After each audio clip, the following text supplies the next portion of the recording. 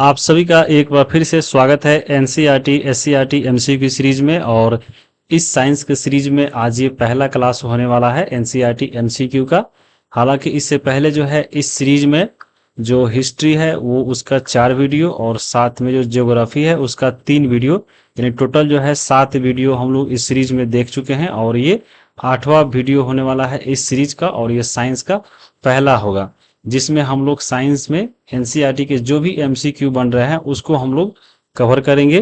तो बहुत इंपॉर्टेंट है आपके सभी एग्जामों के लिए, चाहे आप कोई भी एग्जाम दे रहे हैं, चाहे भले ही यूपीएससी का दे रहे हो, चाहे किसी भी राज्य का पीसीएस का, सीटेट टेस्टेड, जहां पे आपका जीके जीएस पूछता है, साइंस पूछता है, बहुत इंपॉर्टेंट है खास करके उनके लिए जो आपको बीपीएससी का पेपर देने वाले हैं और साथ में टीआरई 4 का जो बीपीएससी टीआरई 4 का होता है उनका पेपर देने वाले हैं, क्योंकि उसमें जो है हम लोग टीआरई 1, 2, 3 के क्वेश्चन को भी जो है ऐड किए हैं, ताकि आपको ये जो है अंदाजा लग सके कि हाँ क्वेश्चन जो है कहाँ से कैसे पूछ रहा है और आगे आने वाले एग्जाम में भी जो है कैसे क्वेश्चन पूछ सकता है।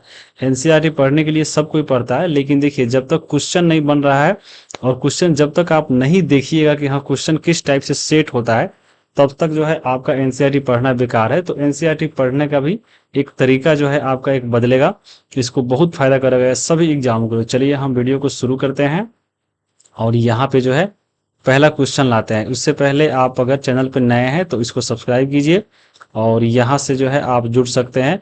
चाहे कोई नोटिफिकेशन है टेलीग्राम पे मिलेगा, यहाँ से भी आप मैसेज कर सकते हैं। व्हाट्सएप पे भी जो है पीडीएफ लेना हो, चाहे आप कोई क्यूरी हो तो पूछ सकते हैं। चाहे इंस्टाग्राम पे भी जो है ये नाम सर्च करके वहाँ पे फॉलो करके मैसेज कर सकते हैं, रिप्लाई आपको जरूर मिलेगा। तो ये सब था, बाकी अब चलिए हम क्वेश्चन पे चलते हैं। और यहाँ पे आपको ये दिख रहा होगा पहला क्वेश्चन। उससे पहले हम आपको बता दें कि ये जो आपका साइंस का क्लास हो रहा है तो ये आपको सभी के लिए बहुत इंपॉर्टेंट है। अगर आप बीपीएससी का जो है टीआरई 4 पेपर दे रहे हैं, टीआरई का कोई भी पेपर, तो आपको मालूम होगा ये जो है जीएस पेपर होता है, वहां पे जो है 8 नंबर का साइंस पूछता है। तो ये आपको सबके लिए पढ़ना है, चाहे आपका सब्जेक्ट कोई भी हो, चाहे पीआरटी हो, चाहे आपका 6 to 8 हो, टीजीटी हो, पीजीटी हो, चाहे सब्जेक्ट में उर्दू, फारसू, संस्कृत, आपका एसएसटी, मैथ कुछ भी हो, तो आपको यहाँ पे पढ़ना ही है। तो ये सबके लिए इंपॉर्टेंट है, ये मत आपको कमेंट करके देखना है कि हाँ क्या ये जीएस के लिए सही है या आपको केवल टीजीटी के लिए है। ये सबके लिए वीडियो होने वाला है। तो चलिए हम इसको शुरू करते हैं। तो क्वेश्चन नंबर यहाँ पे 1 है कि यूनान और भारत के प्राचीन दार्शनिक के अनुसार पृथ्वी पर सभी वस्तुएं पंच तत्वों से मिलकर बना हुआ है। निम्नलिखित में से कौन जो है पंच तत्वों का हिस्सा नहीं है, ये आपको बताना है। ऑप्शन आपके हैं पृथ्वी, सूर्य, आकाश, एक से अधिक या इनमें से कोई नहीं। और ये 9th क्लास के पहला ही चैप्टर से सवाल लिया गया है। देखिए यहाँ पे पहले अभी जो वर्तमान में आप वस्तु या पदार्थ का जो परिभाषा आप लोग जानते होंगे, पदार्थ क्या है, तो वह जो आपके कोई ना कोई स्थान घेरता हो और साथ में जो है इसमें द्रव्यमान हो, तो उसको हम लोग बोलते हैं पदार्थ या वस्तु। ये वर्तमान का परिभाषा है, ये आधुनिक वैज्ञानिकों के द्वारा दिया गया है। लेकिन जब आधुनिक वैज्ञानिक से पहले जो भारतीय और दूसरे देशों के जो दार्शनिक थे प्राचीन काल में, तो उनके द्वारा जो बोला गया कि हाँ पदार्थ क्या है, तो उनके द्वारा कहना था कि पदार्थ वह है जो पंच तत्वों से मिलकर बना है। यानी पृथ्वी पर जितना भी वस्तु आपको दिख रहा है, चाहे सजीव है वो निर्जीव है, वह जो है पंच तत्वों से मिलकर बना है। यानी इसमें 5 जो है तत्व मिलकर बना है। तो इन 5 तत्वों का नाम क्या क्या है वो आपको याद रखना है। और उसी से हम क्वेश्चन पूछे हैं कि इनमें से कौन जो है इन 5 तत्वों में से एक नहीं है, जो आपको इस ऑप्शन में दिया गया है। तो इसका सही आंसर होगा ऑप्शन नंबर बी, ये जो है पंच तत्वों का हिस्सा नहीं है। अब देखिए अब ये कहाँ पे दिया गया है। 9th क्लास का जब एनसीईआरटी पढ़िएगा साइंस, तो पहला ही जो है पेज पे ये आपको सवाल मिलेगा। इसका आंसर हो गया ऑप्शन नंबर बी, यानी सूर्य। ये देखिए अभी हम लोग वर्तमान में जो परिभाषा पढ़ते हैं आपको वस्तु का, तो सभी वस्तुओं का द्रव्यमान होता है और वो कुछ ना कुछ अपना स्थान घेरती है, तो उसी को हम लोग वस्तु या पदार्थ बोलते हैं। ये तो आपको आधुनिक परिभाषा हो गया। लेकिन प्राचीन काल में अगर हम बात करें, देखिए भारत के प्राचीन दार्शनिक ने पदार्थ को जो है 5 मूल तत्वों में वर्गीकृत किया गया, जिसे जो है पंच तत्व कहा जाता है। और ये पंच तत्व कौन कौन है, तो पहला इसमें देखिए वायु, दूसरा आपके पृथ्वी, तीसरा अग्नि, चौथा जल और पांचवा आकाश। और इसी पांचों के मिलने से जो है बना है आपके पंच तत्व। और इसी पंच तत्व के हित से ही है जो है पूरा वस्तु बना हुआ है पृथ्वी पे। ये किनके अनुसार, तो यहाँ पे देखिए आपके भारतीय और यूनानी दार्शनिकों के अनुसार जो है पंच तत्वों से जो है कोई वस्तु का निर्माण होता है, और पांच तत्वों में कौन कौन है याद रखना है आपको, पृथ्वी, वायु, अग्नि, जल, आकाश। तो ये प्राचीन का, लेकिन वर्तमान में हम लोग क्या पढ़ते हैं कि वस्तु वह है जिसमें द्रव्यमान हो और वह कोई ना कोई स्थान घेरता हो। तो ये आधुनिक वैज्ञानिक के आने पे दिया गया था। तो जब 9th क्लास का पढ़िएगा तो उसमें पदार्थ के बारे में पहला ही चैप्टर पढ़ना है। और आधुनिक वैज्ञानिक ने जो है पदार्थ को जो है दो भागों में बांट के इसको पढ़ता है। तो पहला इसमें भौतिक गुणधर्म के आधार पर बांटा गया है, दूसरा रासायनिक प्रकृति के आधार पे। तो 9th क्लास जब पढ़िएगा तो उसमें जो है पूरा आपको भौतिक गुणधर्म के आधार पे ही जो है पूरा चैप्टर पढ़ना है। तो इसको तो हम अच्छे से पढ़ा दिए हैं आपको पूरा। आपको वीडियो देख लिए होंगे। देखिए जैसे पदार्थ है तो दो इसके जो है प्रकार बांटा गया है, पहला भौतिक वर्गीकरण, दूसरा इसमें है रासायनिक वर्गीकरण। तो भौतिक वर्गीकरण ही पढ़ना है आपके 9th क्लास के एनसीईआरटी में, जिसमें भौतिक वर्गीकरण के आधार पे जो है पदार्थ को ठोस, द्रव, गैस, ये तीन ही जो है आपके बुक में पढ़ना है। बाकी प्लाज्मा और बोस आइंस्टीन कंडेंसेट भी एक होता है। बाकी यहाँ पे देखिए एक पदार्थ को जो है रासायनिक वर्गीकरण में बांटा गया है। तो इसमें जो है दो भाग, एक आपका शुद्ध पदार्थ और दूसरा अशुद्ध यानी मिश्रण। मिश्रण तो होता ही है, दो चीजों के मिलकर बनता है, तो ये भी अशुद्ध होता है। तो शुद्ध और अशुद्ध बांटा गया है। शुद्ध पदार्थ में तत्व और यौगिक आते हैं, और मिश्रण में समांगी विसमांगी। ये आपको दूसरा चैप्टर में पढ़ना था। तो हम ऐसे पूरा जो है आपको पढ़ा चुके हैं अच्छे से। अब चलिए दूसरे क्वेश्चन पे। पहला का आंसर आप देख जान गए होंगे। दूसरा यहाँ पे क्वेश्चन है कि पदार्थ के संदर्भ में निम्न में से कौन सा कथन जो है गलत है, ये आपको बताना है। तो देखिए पहला इसमें ऑप्शन है कि पदार्थ के कण गतिशील अवस्था में होते हैं, क्या ये गलत है? तो बिल्कुल गलत नहीं है, ये आपका ऑप्शन सही है। पदार्थ के कणों के बीच में रिक्त स्थान होते हैं, बिल्कुल होते हैं, तो ये भी आपका सही है। पदार्थ के कण एक दूसरे को आकर्षित करते हैं, बिल्कुल करते हैं, तो ये तीनों सही हो गया। और चुनना था हमको गलत, तो इसलिए इसका ऑप्शन नंबर ई हो गया, यानी इनमें से कोई नहीं गलत है, सभी के सभी सही है। तो यहाँ पे याद रखिएगा ऑप्शन नंबर ई हो जाएगा। और ये भी आपके एनसीईआरटी के चैप्टर नंबर 1 से ही सवाल है। अब देखिए आपको एनसीईआरटी बुक पढ़िएगा 2-3 पेज, तब आपको जाकर ये मिलेगा। ऐसे ऐसे दिया गया है। पढ़िएगा पदार्थ के जो है कणों के अभिलाक्षणिक जब गुण के बारे में पढ़िएगा, तो देखिए यहाँ पे लिखा गया है पहला गुण कि पदार्थ के कणों के बीच में जो है रिक्त स्थान होता है। आप सोचिए कि हाँ पदार्थ के बीच में रिक्त स्थान कैसे हो जाएगा। पदार्थ का आपको सबसे पहले देखिए, पदार्थ में आपका ठोस हो गया, द्रव हो गया, गैस हो गया। अब सोचिए ठोस में कोई चीज ले लिए आपके बगल में, आप जैसे बैठे होंगे कुर्सी पे, चाहे टेबल पे, चाहे आपके हाथ में मोबाइल होगा, ये भी सब ठोस है। लोहा है वो भी ठोस है। तो क्या इसके बीच में रिक्त स्थान है? तो बिल्कुल है, लेकिन इतना कम है, इतना महीन है कि आपको वो नहीं दिखेगा। द्रव में, बिल्कुल द्रव में आपका रिक्त स्थान है। द्रव में अगर रिक्त स्थान नहीं रहेगा तो यहाँ पे जब पानी का शरबत बनाइएगा चीनी से चाहे नमक डाल के, तो कैसे मिलेगा? उसमें घुलेगा ही नहीं। तो यहाँ पे द्रव में भी जो है रिक्त स्थान होता है, और गैस में तो बिल्कुल आपका पूरा पूरा खाली है। तभी तो आप गैस में पूरा जो है घूम रहे हैं। गैस में बताइए अगर रिक्त स्थान नहीं रहेगा तो आप घूमिएगा, पता चलेगा एक ही जगह जो है आप सोए रह गए हैं।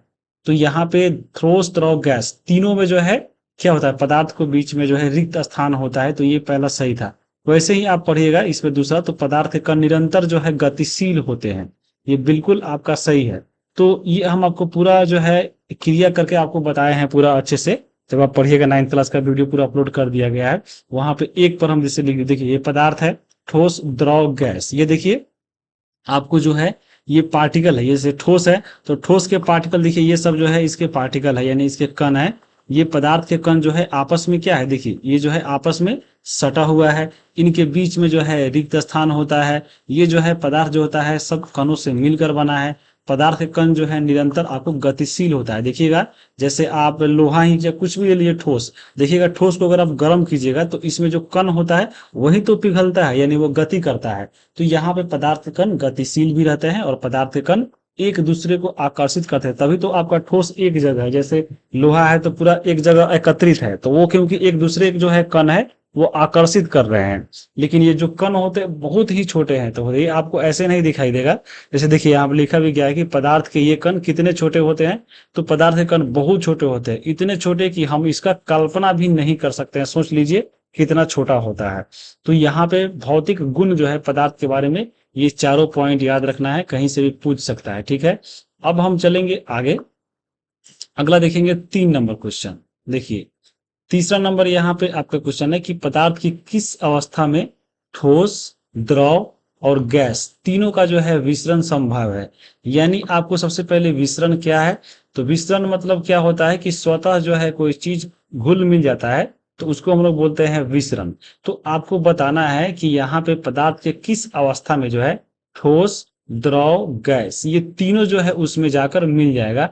तो वो आपको बताना है, क्या ठोस में तीनों मिल जाएगा, कि द्रव में तीनों मिल जाएगा, कि गैस में तीनों मिल जाएगा, वो आपको बताना है। यानी ठोस, द्रव, गैस जो है बताना है पदार्थ के किस अवस्था में जो है यह आपको उसमें घुल जाएगा। तो इसका सही आंसर क्या होगा आपका, वो होगा द्रव। यानी द्रव में जो है ठोस भी आकर घुल जाता है। अब इस कैसे होगा, से देखिए, आपका चीनी जो है आपका एक द्रव है, और आपका ठोस इसमें हम ले लेते हैं, मान लीजिए चीनी, सॉरी इसमें चीनी आपका, हाँ चीनी ठोस हो गया, और आपका द्रव ले लेते हैं हम पानी। तो देखिए आपको यहाँ पे जो है ठोस जो है द्रव में घुल गया, द्रव तो द्रव में घुल ही जाएगा, जैसे देखिए दूध और आप पानी मिलाइए घुल जाएगा। गैस जो है क्या आपको द्रव में घुलेगा, ये आपको सोचना है। तो बताइए घुलेगा कि नहीं, बिल्कुल घुलेगा। जो मछली जो है सांस लेता है आपको पानी में, वह घुला हुआ ऑक्सीजन ही लेता है, आपको मालूम होगा। तो ये आपको तीनों जो है घुल जाएगा किसमें, तो द्रव में। ऑप्शन नंबर बी हो जाएगा। और ये चैप्टर नंबर 1 के जो है पेज नंबर 3-5 से जो है लिया गया। चलिए इसका हम प्रूफ भी दिखा देते हैं, जैसे देख सकते हैं यहाँ पे। ये देखिए यहाँ पे पढ़िएगा। सबसे पहले विस्तरण के बारे में समझ लीजिए। देखिए आपको मालूम होगा पदार्थ के कण के बीच में जो है रिक्त स्थान होता है।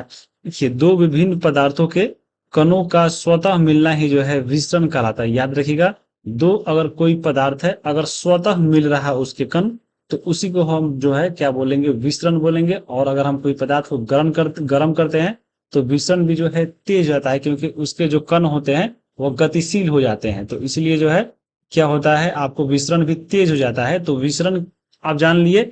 अब देखिए विसरण के बारे में हम बता ही दिए। जैसे देखिए आपको कि हाँ ठोस से द्रव में, जैसे ठोस चीनी है और पानी में घुल गया तो द्रव में घुल गया। द्रव द्रव में तो घुल ही जाता है, जैसे दूध और पानी हो गया। और एक आपका जो हम बता रहे थे कि आपका जो ऑक्सीजन जो होता है घुला हुआ पानी में, वो आपको मछली जैसे लेता है। जैसे देखिए सभी जीवधारी अपने जीवन निर्वाह के लिए श्वास लेते हैं।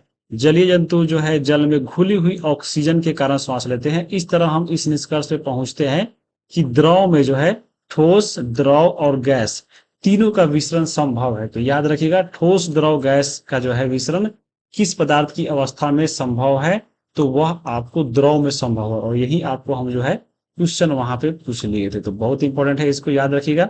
बाकी यहाँ पे लिखा गया है बहुत सारा चीज। देखिए ठोसों की अपेक्षा में द्रव में जो है विसरण की दर अधिक होती है, बिल्कुल अधिक होती है। द्रव एक आपका क्या है, ये आपको कोई चीज है जो जल्दी आपको अपने आप में घुला लेता है। जैसे पानी है, तो पानी में जो है नमक घुला लेगा, चीनी घुला लेगा। तो क्या है, आपको ठोस की अपेक्षा द्रव में जो है जल्दी जल्दी घुलेगा। ये आपको याद रखिएगा। अब देखिए बाकी इसमें हम चलते हैं। अब आगे देखिए यहाँ से जो है ठोस अवस्था के बारे में दिया गया था बुक में, और यहाँ से क्वेश्चन भी जो है पूछा गया टीआई 3 के 6 to 8 में। तो ठोस के बारे में तो सबसे पहले आपको मालूम होगा ठोस क्या होता है। ठोस वह होता है जिसका आकार जो है निश्चित हो, और इसमें जो है इसका आयतन भी जो है निश्चित हो।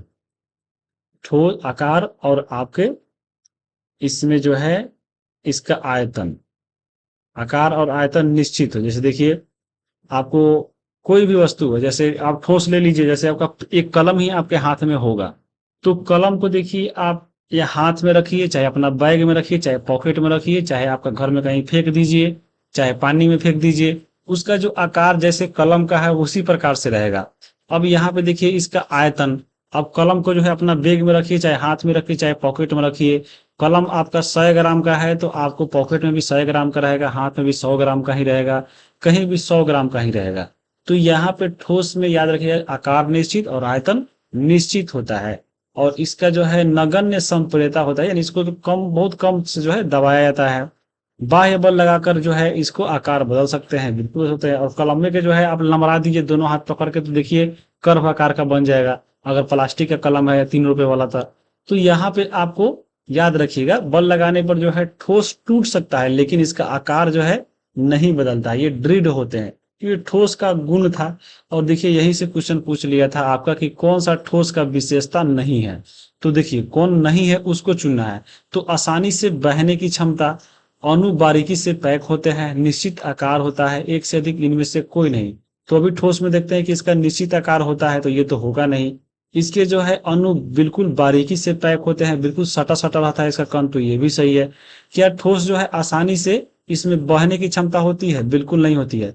आसानी से बहने की क्षमता किस में होती है? आपको द्रव में होता है। देखिए द्रव कहीं रखिए बह जाएगा। तो यहाँ पे आपको चुनना है कि कौन सा नहीं है, तो ऑप्शन नंबर ए इसका सही आंसर होगा। और टीआरई 3 के 6 to 8 का सवाल है, ये आपको हम बता दिए। अब देखिए यहाँ पे बहुत सारा क्वेश्चन जो है पदार्थ की अवस्था से पूछा है। आप लोग सोच रहे होंगे ये पदार्थ चैप्टर है, क्वेश्चन कहाँ से पूछेगा? देखिए यहीं से पूछा है। देखिए यहाँ पे जो है, क्या पदार्थ अपनी अवस्था को बदल सकता है? बिल्कुल बदल सकता है। जैसे देखिए पदार्थ जो है अभी बताया है ठोस द्रव गैस होता है। तो क्या ठोस जो है, मान लीजिए ठोस जो है आपका बर्फ है, तो क्या बर्फ अपना अवस्था नहीं बदल लेगा? बिल्कुल बदल लेगा। बर्फ जो है पानी बन जाएगा, पानी जो है गैस बन जाएगा। देखिए यहीं पे तीनों हो गया, ठोस से द्रव चल गया, द्रव से गैस चल गया।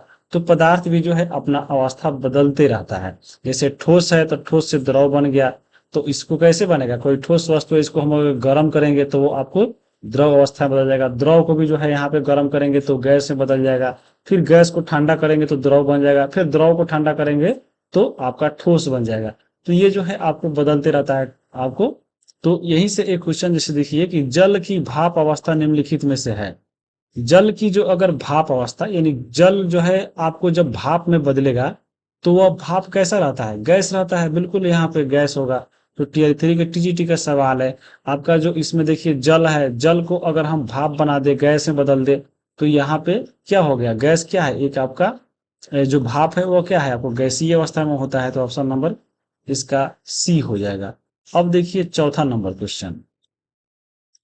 चौथा नंबर यहाँ पे क्वेश्चन है कि उस प्रक्रिया का नाम क्या है जिसमें गैस जो है सीधे ठोस अवस्था में परिवर्तित हो जाता है।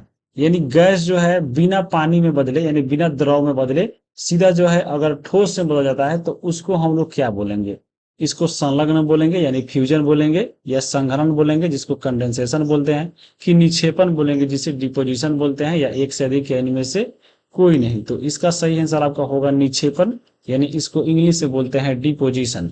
यहाँ पे जो है चैप्टर 1 से ही पेज नंबर 9 से सवाल है, और यहीं से रिलेटेड एक क्वेश्चन भी जो है एग्जाम में आपका पूछ लिया है। देखिए ये जो है टीआरई 3 के 6 to 8 का सवाल है कि किसी पदार्थ को सीधे ठोस से अगर हमको गैस में बदलना हो तो उस प्रक्रिया को क्या बोलते हैं?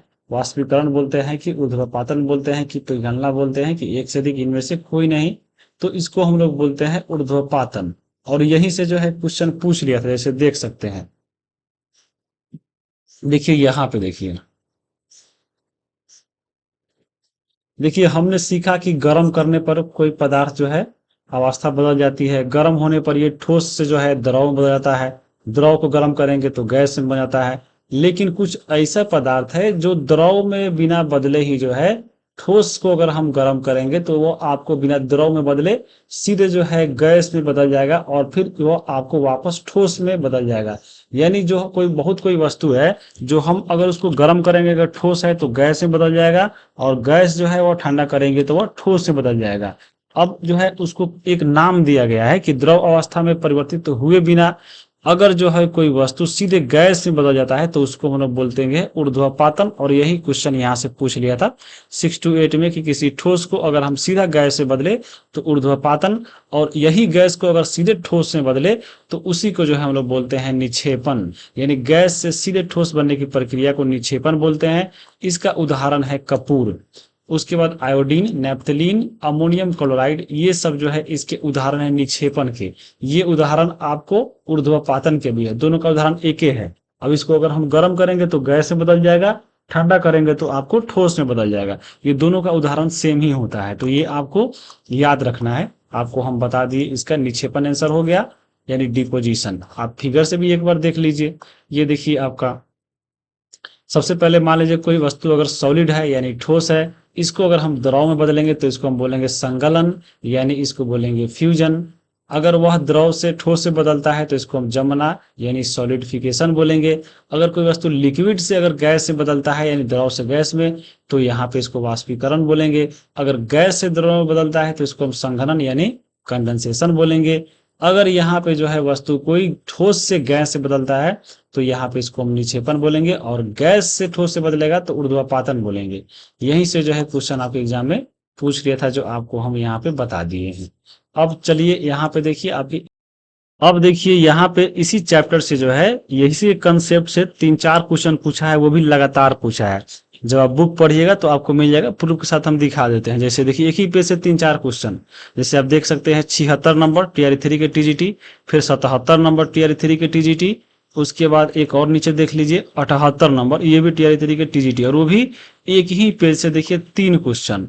तो यहाँ पे अब इसको हम बताते हैं कि ये कहाँ से पूछे, प्रूफ के साथ। जैसे देखिए 76 नंबर एक क्वेश्चन है कि किसी ठोस का गलनांक जो है किसका संकेत है। अब देखिए यहीं से पूछ लिया है। सबसे पहले गलनांक क्या होता है, यानी मेल्टिंग पॉइंट क्या होता है, तो ये समझिए। देखिए अगर हम मान लीजिए किसी ठोस को अगर हम गर्म करते हैं, तो अगर ठोस को हम तापमान देंगे और जिस भी कम तापमान पर, यानी सबसे कम तापमान पर जब वह द्रव में बदल जाएगा, तो उसको हम लोग बोलते हैं गलनांक। यानी वह न्यूनतम तापमान जिस पर कोई ठोस पिघलकर द्रव में परिवर्तित हो जाता है, तो उसको हम लोग बोलते हैं गलनांक। और ये जो गलनांक है क्या दर्शाता है, तो देखिए किसी ठोस का गलनांक जो है उस पदार्थ के कणों के बीच में आकर्षण बल को दर्शाता है। कैसे दर्शाता है, जैसे देखिए मान लीजिए आप जो है, एक मान लीजिए आप लोहा को गर्म कीजिए, और दूसरा तरफ जो है आप इस क्या कीजिए कि आपका ठोस एक और हम ले लेते हैं बर्फ को गर्म कीजिए। अब हम दोनों को गर्म करेंगे बर्फ को, तो पता चलेगा जो लोहा है इसको जो है बहुत ज्यादा तापमान देना पड़ेगा तब जाकर पिघलेगा। मान लीजिए हम लोहा को जो है 100 डिग्री पे गर्म करेंगे, अगर हम एक मान लेते हैं अंदाजा, तो 100 डिग्री पे अगर हम गर्म करेंगे तब जाकर ये द्रव में बदलेगा। और अगर हम बर्फ को मान ले, तो बर्फ को अगर हम 50 डिग्री पर ले जाकर इसको गर्म करें, तो ये गर्म हो गया, पानी में बदल गया, यानी द्रव में बदल गया। तो यहाँ पे आप देख रहे हैं कि लोहा का जो मेल्टिंग पॉइंट है ज्यादा है और बर्फ का जो है कम है। तो ये क्या दर्शा रहा है, यानी इसमें हम ज्यादा तापमान दे रहे हैं, यानी आपको तब द्रव में बदल रहा है, यानी लोहा का जो कण है ये बहुत पास पास है, यानी इसका जो है वह शक्ति बताता है। अगर हम किसी वस्तु में ज्यादा अगर हम गलनांक पॉइंट है, तो वह उसका कण ज्यादा शक्ति से पकड़ा हुआ है। अगर उसका कम अगर है मेल्टिंग पॉइंट, तो वह कम जो है उतना मजबूती से नहीं पकड़ा, इसलिए जल्दी पिघल जा रहा है। तो किसी भी ठोस वस्तु का जो है उसका गलनांक क्या बताता है, यह बताता है कि उसका जो कण है कितना मजबूती से उसको पकड़ा हुआ है, यानी इन दोनों कणों के बीच में जो है सामर्थ्य को दिखाता है, यानी शक्ति को बताता है। तो यही क्वेश्चन पूछ लिया था, जैसे आप पढ़ लीजिए। ये देखिए इसके कणों के बीच आकर्षण बल की ताकत, इसके कणों के बीच आकर्षण बल की कमजोरी, इसको कण के बीच में समान आकर्षण, तो यहाँ पे इसके कणों के बीच में आकर्षण बल की ताकत दिखाता है। यहाँ पे लिखा भी गया है किसी ठोस का गलनांक उसके कणों के बीच के आकर्षण बल का समर्थ यानी ताकत को बताता है। तो ऑप्शन नंबर ए, और यहीं से क्वेश्चन पूछ लिया था। यहाँ पे आप ये क्वेश्चन देखिए, यही अगर आप क्वेश्चन को बिना देखे हुए पढ़ते चले जाते ऐसे ऐसे लाइन बाय लाइन धर धर धर धर, तो ऐसे ही क्वेश्चन आता है एग्जाम में, तो ऐसे भी धर धर धर धर आप आगे बढ़ते, क्वेश्चन बनता नहीं। तो यहाँ पे क्वेश्चन देखने के बाद ही जो है आपको पता चलता है कि हाँ यहाँ पे बुक को कैसे पढ़ा जाए और कैसा क्वेश्चन एग्जाम में पूछ सकता है। तो यहाँ पे ध्यान रख के पढ़ना है। ये देख लिए। अब देखिए एक और क्वेश्चन इसी से पूछा है, इसी आपको पेज से देखिए कि बर्फ का गलनांक जो है, देखो देखिए लिखा गया है 273.15 केल्विन। गलने की प्रक्रिया यानी ठोस से द्रव अवस्था में परिवर्तन को जो है संगलन बोलते हैं। तो ऊपर हम बता ही दिए हैं। अब देखिए बर्फ का गलनांक दिया है इतना, और यही जो है क्वेश्चन यहाँ पे पूछ लिया है। अब देखिए ये देखिए यहाँ पे क्वेश्चन है कि बर्फ का गलनांक क्या है, तो केल्विन में दिया गया है 273.15। तो यहाँ पे तो एक ऑप्शन ये हो गया, और यहाँ पे 0 डिग्री सेंटीग्रेड पर जो है बर्फ का गलता है, यानी बर्फ का गलनांक है। तो यहाँ पे आपका इसका आंसर जो होगा ऑप्शन नंबर ए और बी दोनों होगा, यानी ऑप्शन नंबर डी होगा। यानी 0 डिग्री जो सेंटीग्रेड होता है वह 273.15 केल्विन के बराबर होता है। तो यहाँ पे इसका सही आंसर ऑप्शन नंबर डी होगा। देखिए क्या होता है कि आप धीरे सीधे पढ़े और पहला ऑप्शन जो मिला आपको मार के आगे बढ़ गए, तो वैसा नहीं करना है। क्वेश्चन अगर एग्जाम में आसान पूछता है तो उसका जो है ऑप्शन टफ रहता है। तो यहाँ पे ऑप्शन को भी जो है ध्यान से पढ़ना है। ऐसे ही जो है क्वेश्चन सेटर नहीं होता है कि आपको ऐसे ही मार दे दिया हल्का और खुश हो गए और फिर आगे चल गए। तो यहाँ पे आपका गलती भी हो सकता है, ध्यान से पढ़िएगा यहाँ पे ये चीजें, ठीक है। तो ये आपको ध्यान में रखना है। अब देखिए यहाँ पे एक और कंसेप्ट है, ये आपका ये वाला, किसी ठोस के गलने की प्रक्रिया में तापमान समान रहता है, ऐसे में जो है उष्मीय ऊर्जा कहा जाता है, तो उसको गर्म करने में खर्च हो जाता है, उसी को हम लोग बोलते हैं उष्मीय ऊर्जा। और यही से जो है आपके एग्जाम में क्वेश्चन पूछ लिया था। ये देखिए कि गलने के प्रयोग की प्रक्रिया के दौरान आपने ध्यान दिया होगा कि गलनांक पर पहुंचने के बाद जब तक संपूर्ण बर्फ जो है नहीं पिघल नहीं जाता है, तापमान जो है नहीं बदलता है। और यहाँ पे अगर मान लीजिए, अगर हम कोई बीकर है, कोई आपका बर्तन है, उसमें अगर हम मान लीजिए बर्फ रख के अगर हम उसको गर्म कर रहे हैं और वह पानी में बदल गया, तो वहां पे क्या लगता है आपको, तापमान घटेगा कि बढ़ेगा? तो तापमान नहीं घटेगा ना बढ़ेगा, तापमान जो है उतना ही रहता है। तो यहाँ पे हम गर्म किए तो क्यों नहीं तापमान गया, तापमान क्यों नहीं बढ़ा? तो तापमान इसलिए नहीं गया कि हम लोग जो इसको गर्म किए हैं, तो यहाँ पे गर्म करने के दौरान जो है हम इसको गर्म किए हैं, तो उसमें ऊर्जा उतना खर्च हो गया है, इसलिए जो है उसका तापमान नहीं बदलता है। यानी कणों के पारस्परिक आकर्षण बल को वशीभूत करके पदार्थ की अवस्था को बदलने में इस ऊष्मा का जो है उपयोग होता है। यानी हम जो ठोस से द्रव में बदलते हैं, तो उसमें जो है यह ऊर्जा खर्च हो जाता है, इसीलिए जो है इसका तापमान में कोई वृद्धि नहीं होता है। तो यहाँ पे इसी को बोलते हैं गुप्त ऊष्मा। यानी अगर कोई ठोस वस्तु पिघलता है तो उसका जो है तापमान वही रहता है जो पहले होता है। तो ऑप्शन नंबर यहाँ पे सी, और यहीं से जो है एग्जाम में क्वेश्चन पूछ लिया था। यहाँ पे आप पढ़ भी सकते हैं कि किसी ठोस के गलने की प्रक्रिया में तापमान जो है समान रहता है, और उसी को जो है उष्मीय ऊर्जा बोलते हैं। और वह उष्मा ऊर्जा जो है कहाँ खर्च हो जाता है, तो जिसको अगर हम गर्म कर रहे हैं, ठोस से अगर हम द्रव में बदले, तो वहां पे बदलने की जो प्रक्रिया है, यानी जब ठोस से द्रव में बदला है, तो उसी में वह तापमान जाके खर्च हो गया है, इसलिए जो है तापमान नहीं बढ़ता है। तो ये आपको ध्यान में रखना है। और लगातार आपको 3 क्वेश्चन आपको हम बता दिए जो आपको एग्जाम में पूछा था। अगला है 5वां नंबर क्वेश्चन कि वायु का विलायक किस गैस को कहा जाता है, अर्थात वायु के अंदर कौन ऐसा गैस है जो सभी गैसों को जो है अपने अंदर घुला लिया है, यानी मिश्रित कर लिया है, तो उसका आपको नाम बताना है। जैसे हम लोग पढ़ते हैं कि ऐसे जो है जल है जो सार्वत्रिक विलायक है, जो सभी चीजों को अपने अंदर घुला लेता है, तो उसी प्रकार से वायु का आपको विलायक बताना है। कौन सा होगा? ऑप्शन आपके हैं नाइट्रोजन, ऑक्सीजन, कार्बन डाइऑक्साइड, एक से अधिक, या इनमें से कोई नहीं। ये भी जो है 9th क्लास के चैप्टर नंबर 2 से सवाल है, पेज नंबर 17 पे दिया गया है। तो इसका सही आपका आंसर हो जाएगा ऑप्शन नंबर ए, यानी नाइट्रोजन। नाइट्रोजन जो है सभी गैसों को अपने अंदर जो है मिश्रित किया है। जैसे आपको मालूम होगा वायुमंडल में सबसे ज्यादा जो है नाइट्रोजन पाया जाता है 78%। वहीं ऑक्सीजन जो है 21% जो है भागों में पाया जाता है।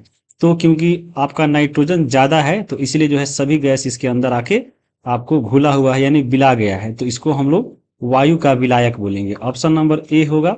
अब चलिए हम इसको दिखाते हैं आपको ये कहाँ पे दिया गया है। जब पढ़िएगा आप सॉल्यूशन के बारे में, तो यहीं पे जो है ये देखिए, ये यहाँ पे दिया गया है कि देखिए वायु जो है गैस में गैस का मिश्रण है, क्योंकि वायु में गैस होता है, तो वायु गैस में गैस का विलयन है। यह मुख्यतः 2 घटक, एक ऑक्सीजन और दूसरा जो है नाइट्रोजन का समांगी मिश्रण है। नाइट्रोजन को जो है वायु का विलायक कहा जाता है। यही आपका इंपॉर्टेंट है, बहुत क्वेश्चन यहाँ से पूछता है। वायु में दूसरी गैस जो है बहुत कम मात्रा में उपलब्ध होता है, सबसे आपको ज्यादा होता है आपका नाइट्रोजन 78%, उसके बाद जो है ऑक्सीजन 21%। ये दोनों मिलकर ही जो है आपको 99% होता है। बाकी जो भी गैस आप देख रहे हैं वो 1% के अंदर ही आता है। बाकी 2 गैस जो है 99% में जो है वायुमंडल में विद्यमान है। तो ये आपको याद रखना है। अब जो है विलयन के बारे में हम थोड़ा जान लेते हैं। आपको आगे क्वेश्चन देखने को मिलेगा, तो थोड़ा सा आपको इसको समझना पड़ेगा। देखिए 3 चीजों को जो है पढ़ना पड़ता है। एक जो है आपका विलयन, उसके बाद जो है आपको इस चैप्टर में जो है पढ़ना था आपको कोलाइड के बारे में, कोलाइड। और एक और चीज होता है जिसको हम बोलते हैं निलंबन। और यहाँ से आपके एग्जाम में बहुत क्वेश्चन पूछा गया है, इसको हम प्रूफ भी दिखाएंगे। यहाँ से कैसे क्वेश्चन पूछता है कि विलयन क्या होता है, कोलाइड क्या होता है, निलंबन क्या होता है।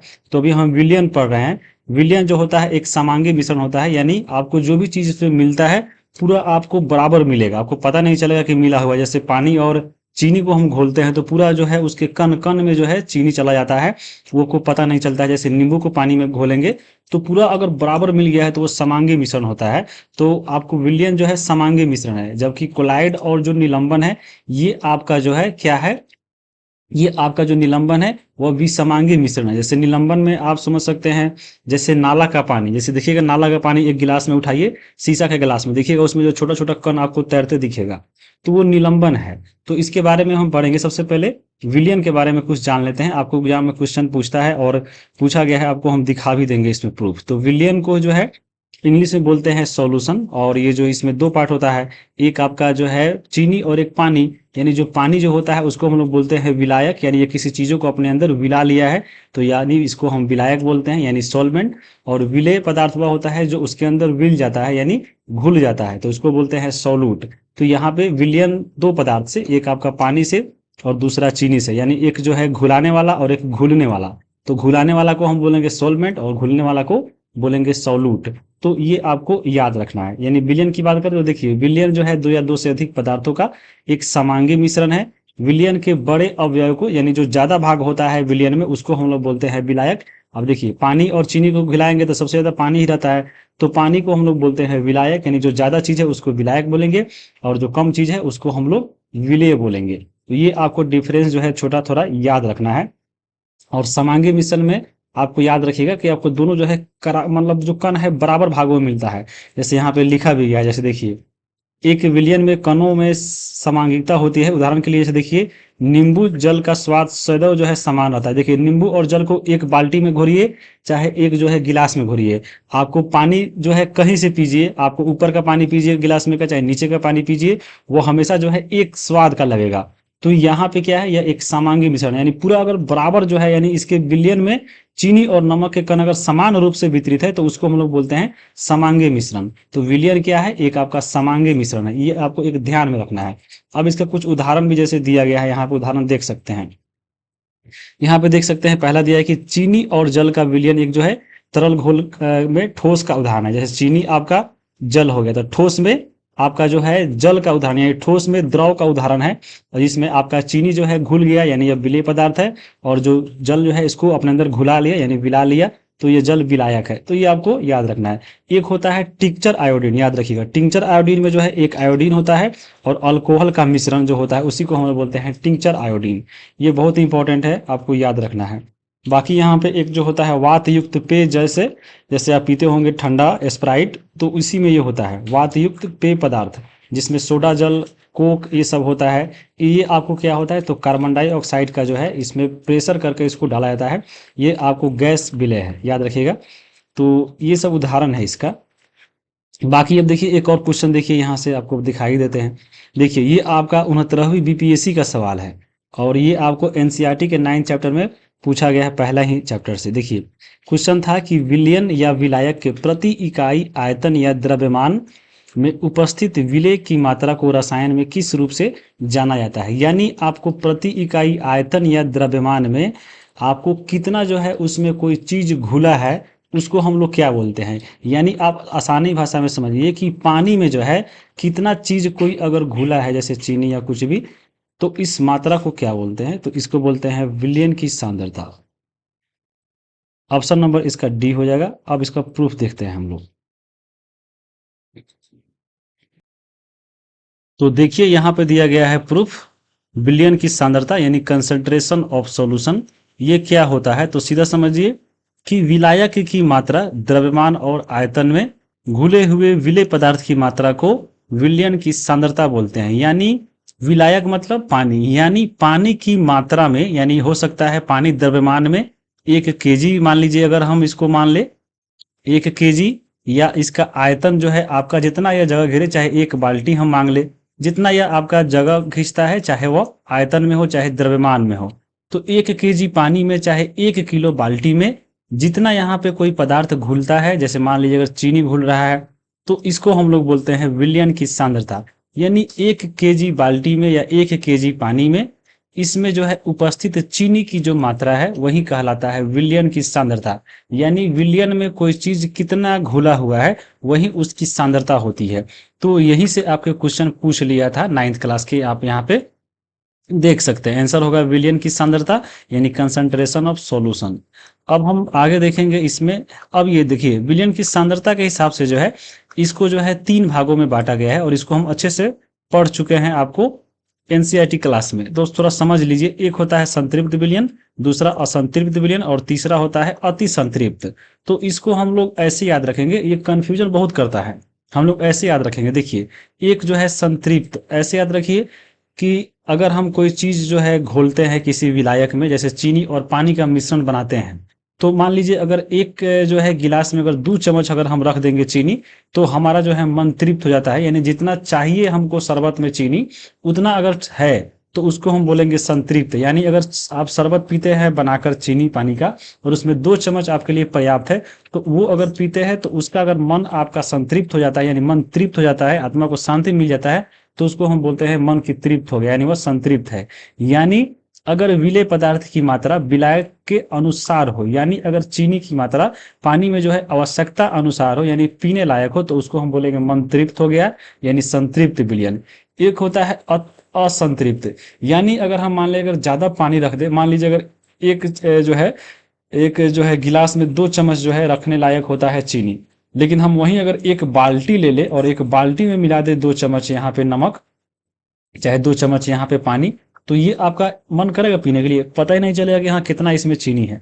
तो यहाँ पे अगर चीनी की मात्रा विलायक की आवश्यकता से अगर कम हो, तो यहाँ पे उसको हम बोलेंगे असंतृप्त। यानी आपको एक बाल्टी पानी में अगर 2 चम्मच घोर के आपको पिला दिया जाए, तो आपको पता चलेगा कि हाँ चीनी कहाँ है, यानी वो मन आपका तृप्त नहीं होगा, यानी उसमें चीनी कम है, तो उसको हम बोलेंगे असंतृप्त। और एक होता है अति संतृप्त, यानी इसमें चीनी हम ज्यादा रख दे और आपका जो है पानी कम रहे। यानी मान लीजिए अगर इसमें जो है आपका भर के जो है आधा बाल्टी, मान लीजिए हम इसमें पानी रख दिए, आधा बाल्टा पानी रख दिए और इसमें जो है पूरा भर के चीनी भर दिए, तो यहाँ पे चीनी ज्यादा हो गया, पानी ज्यादा हो गया, पता चलेगा इसको जो है हम लोग पाग बना दिए, जो होता है ना चाशनी, मान लीजिए वो चाशनी बना दीजिए, तो वो आपका कितना मीठा लगेगा, यानी वो अति संतृप्त हो जाएगा, यानी पीने लायक नहीं रहेगा। तो ऐसे ही याद रखिएगा कि अगर आवश्यकता अनुसार अगर कोई विलेय पदार्थ हो, यानी चीनी हो, तो हम संतृप्त करेंगे। अगर आवश्यकता अनुसार उसमें चीनी नहीं हो, यानी चीनी ही कम हो, यानी आपको घुलने वाला चीज कम हो, तो उसको हम असंतृप्त बोलेंगे। और चीनी ही मात्रा बहुत ज्यादा हो जाए, पानी कम हो जाए, तो उसको हम बोलेंगे अति संतृप्त।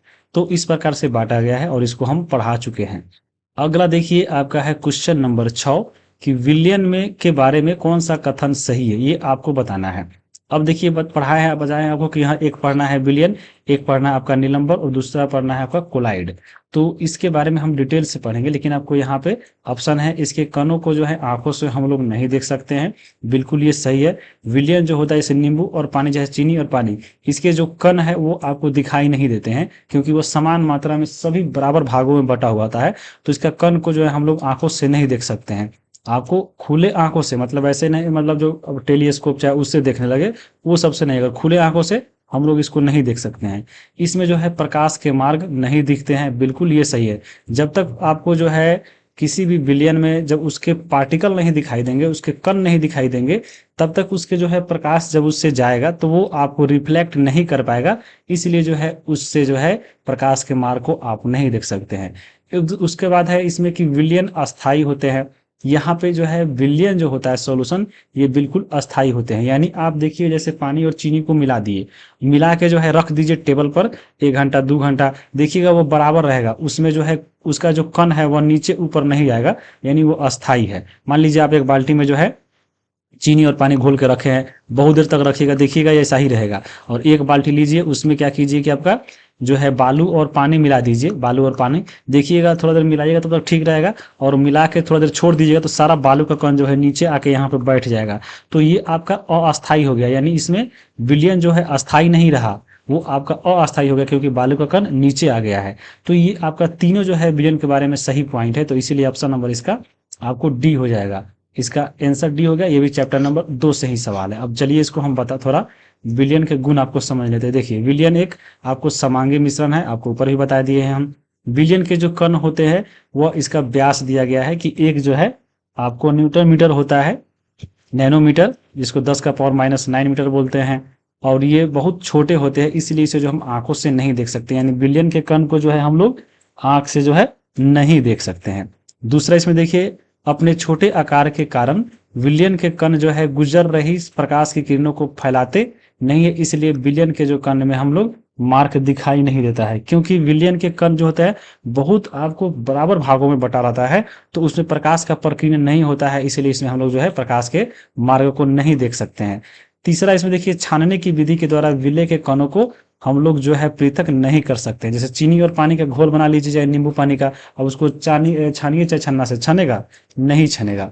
तो उसके बाद देखिए, विलयन को जो शांत छोड़ देने पर भी विलयन के कण जो है नीचे नहीं बैठते हैं, इसलिए जो है विलयन होते हैं वो अस्थाई होते हैं। और जिसके कण नीचे बैठ जाते हैं, यानी वो अगर बैठ गया बालू और पानी का लेकर हम मिला दिए, थोड़ा देर छोड़ दिए, देखिएगा बालू का कण नीचे आ जाएगा, यानी वो अस्थाई है, यानी अस्थाई नहीं है। तो ये आपका विलयन का गुण है।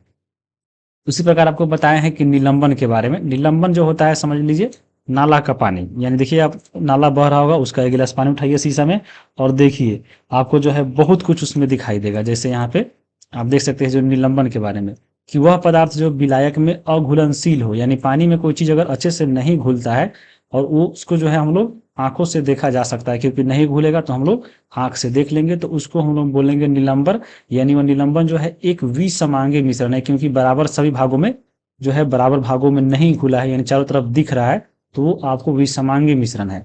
तो याद रखिएगा, निलंबन जो है एक आपके विसमांगी मिश्रण है। ये कण जो है हम लोग आंखों से आसानी से देख सकते हैं। ये निलंबित कण जो है प्रकाश की किरणों को फैला देते हैं, जिसमें उसका मार्ग जो है दृष्टि गोचर हो जाता है। यानी निलंबत में क्योंकि आपको पदार्थ के कण दिख रहे हैं, तो पदार्थ जब उससे प्रकाश गुजरेगा तो उससे रिफ्लेक्ट करेगा, यानी प्रकाश के मार्ग को जो है निलंबन दिखा देता है। जब इसे हम शांत छोड़ देते हैं, निलंबन के कण को अगर जो है हम गिलास में लेकर थोड़ा देर छोड़ दे, शांत छोड़ दे, तब ये कण नीचे की ओर बैठ जाते हैं, अर्थात जो है निलंबन क्या है, अस्थाई होता है, क्योंकि इसके जो कण है बराबर भागों में नहीं बटा है, यानी वो नीचे आके बैठ गया, तो आपका निलंबन जो है अस्थाई होता है। और छानना विधि के द्वारा इन कणों को जो है मिश्रण से हम लोग पृथक कर सकते हैं, यानी छानना से इसको हम लोग छान सकते हैं।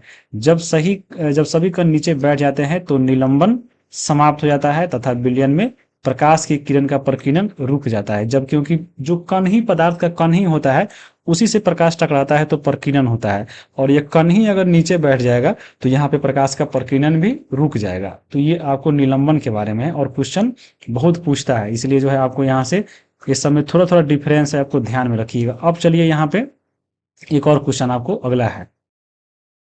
अब हम लोग देखेंगे आगे 7 नंबर क्वेश्चन यहाँ पे है कि निम्नलिखित में से किस मिश्रणों में टिंडल प्रभाव उत्पन्न होता है।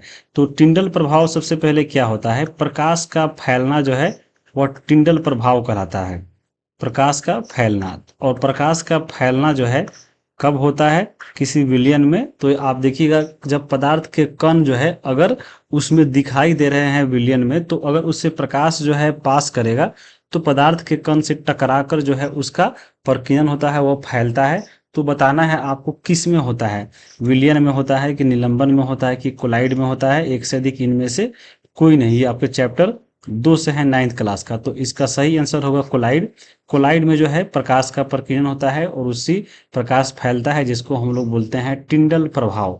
आपको अभी हम बताए हैं विलयन के बारे में कि विलयन जो है समांगी मिश्रण होता है, इसमें पदार्थ के कण आपको नहीं दिखाई देते हैं। निलंबन जो होते हैं इसमें मोटा कण होता है, ये आपको आसानी से दिखाई देते हैं, आपको छानना से भी छानिएगा तो आपको दिखाई दे देगा, और इसमें जो है प्रकाश के जो है मार्ग दिखाई देता है, क्योंकि पदार्थ के कण से जब टकराता है तो आपको इसमें जो है पदार्थ का प्रकीर्णन होता है, और निलंबन में प्रकाश का मार्ग दिखाई देता है। अब हम बात करते हैं कोलाइड का। देखिए, कोलाइड का जो क्या होता है, कण जो होता है वह निलंबन से छोटा होता है, और विलयन में तो आपको बहुत इतना पतला होता है कि दिखता ही नहीं है। तो निलंबन का जो है कण थोड़ा मोटा होता है, और उससे थोड़ा सा कम जो होता है कोलाइड का होता है, और कोलाइड के यही कण जो है फैला देता है प्रकाश को, जिसको हम लोग टिंडल प्रभाव बोलते हैं। यहाँ पे आप देख सकते हैं यही सब जो है इसमें लिखा गया है कि कोलाइड के कण जो है विलयन में समान रूप से फैले होते हैं। निलंबन की अपेक्षा जो है इसका जो है कण में आकार छोटा होने के कारण ये जो है समांगी प्रतीत होता है, लेकिन यह वास्तविक से आपको वास्तविक में यह क्या होता है, तो विसमांगी मिश्रण होता है।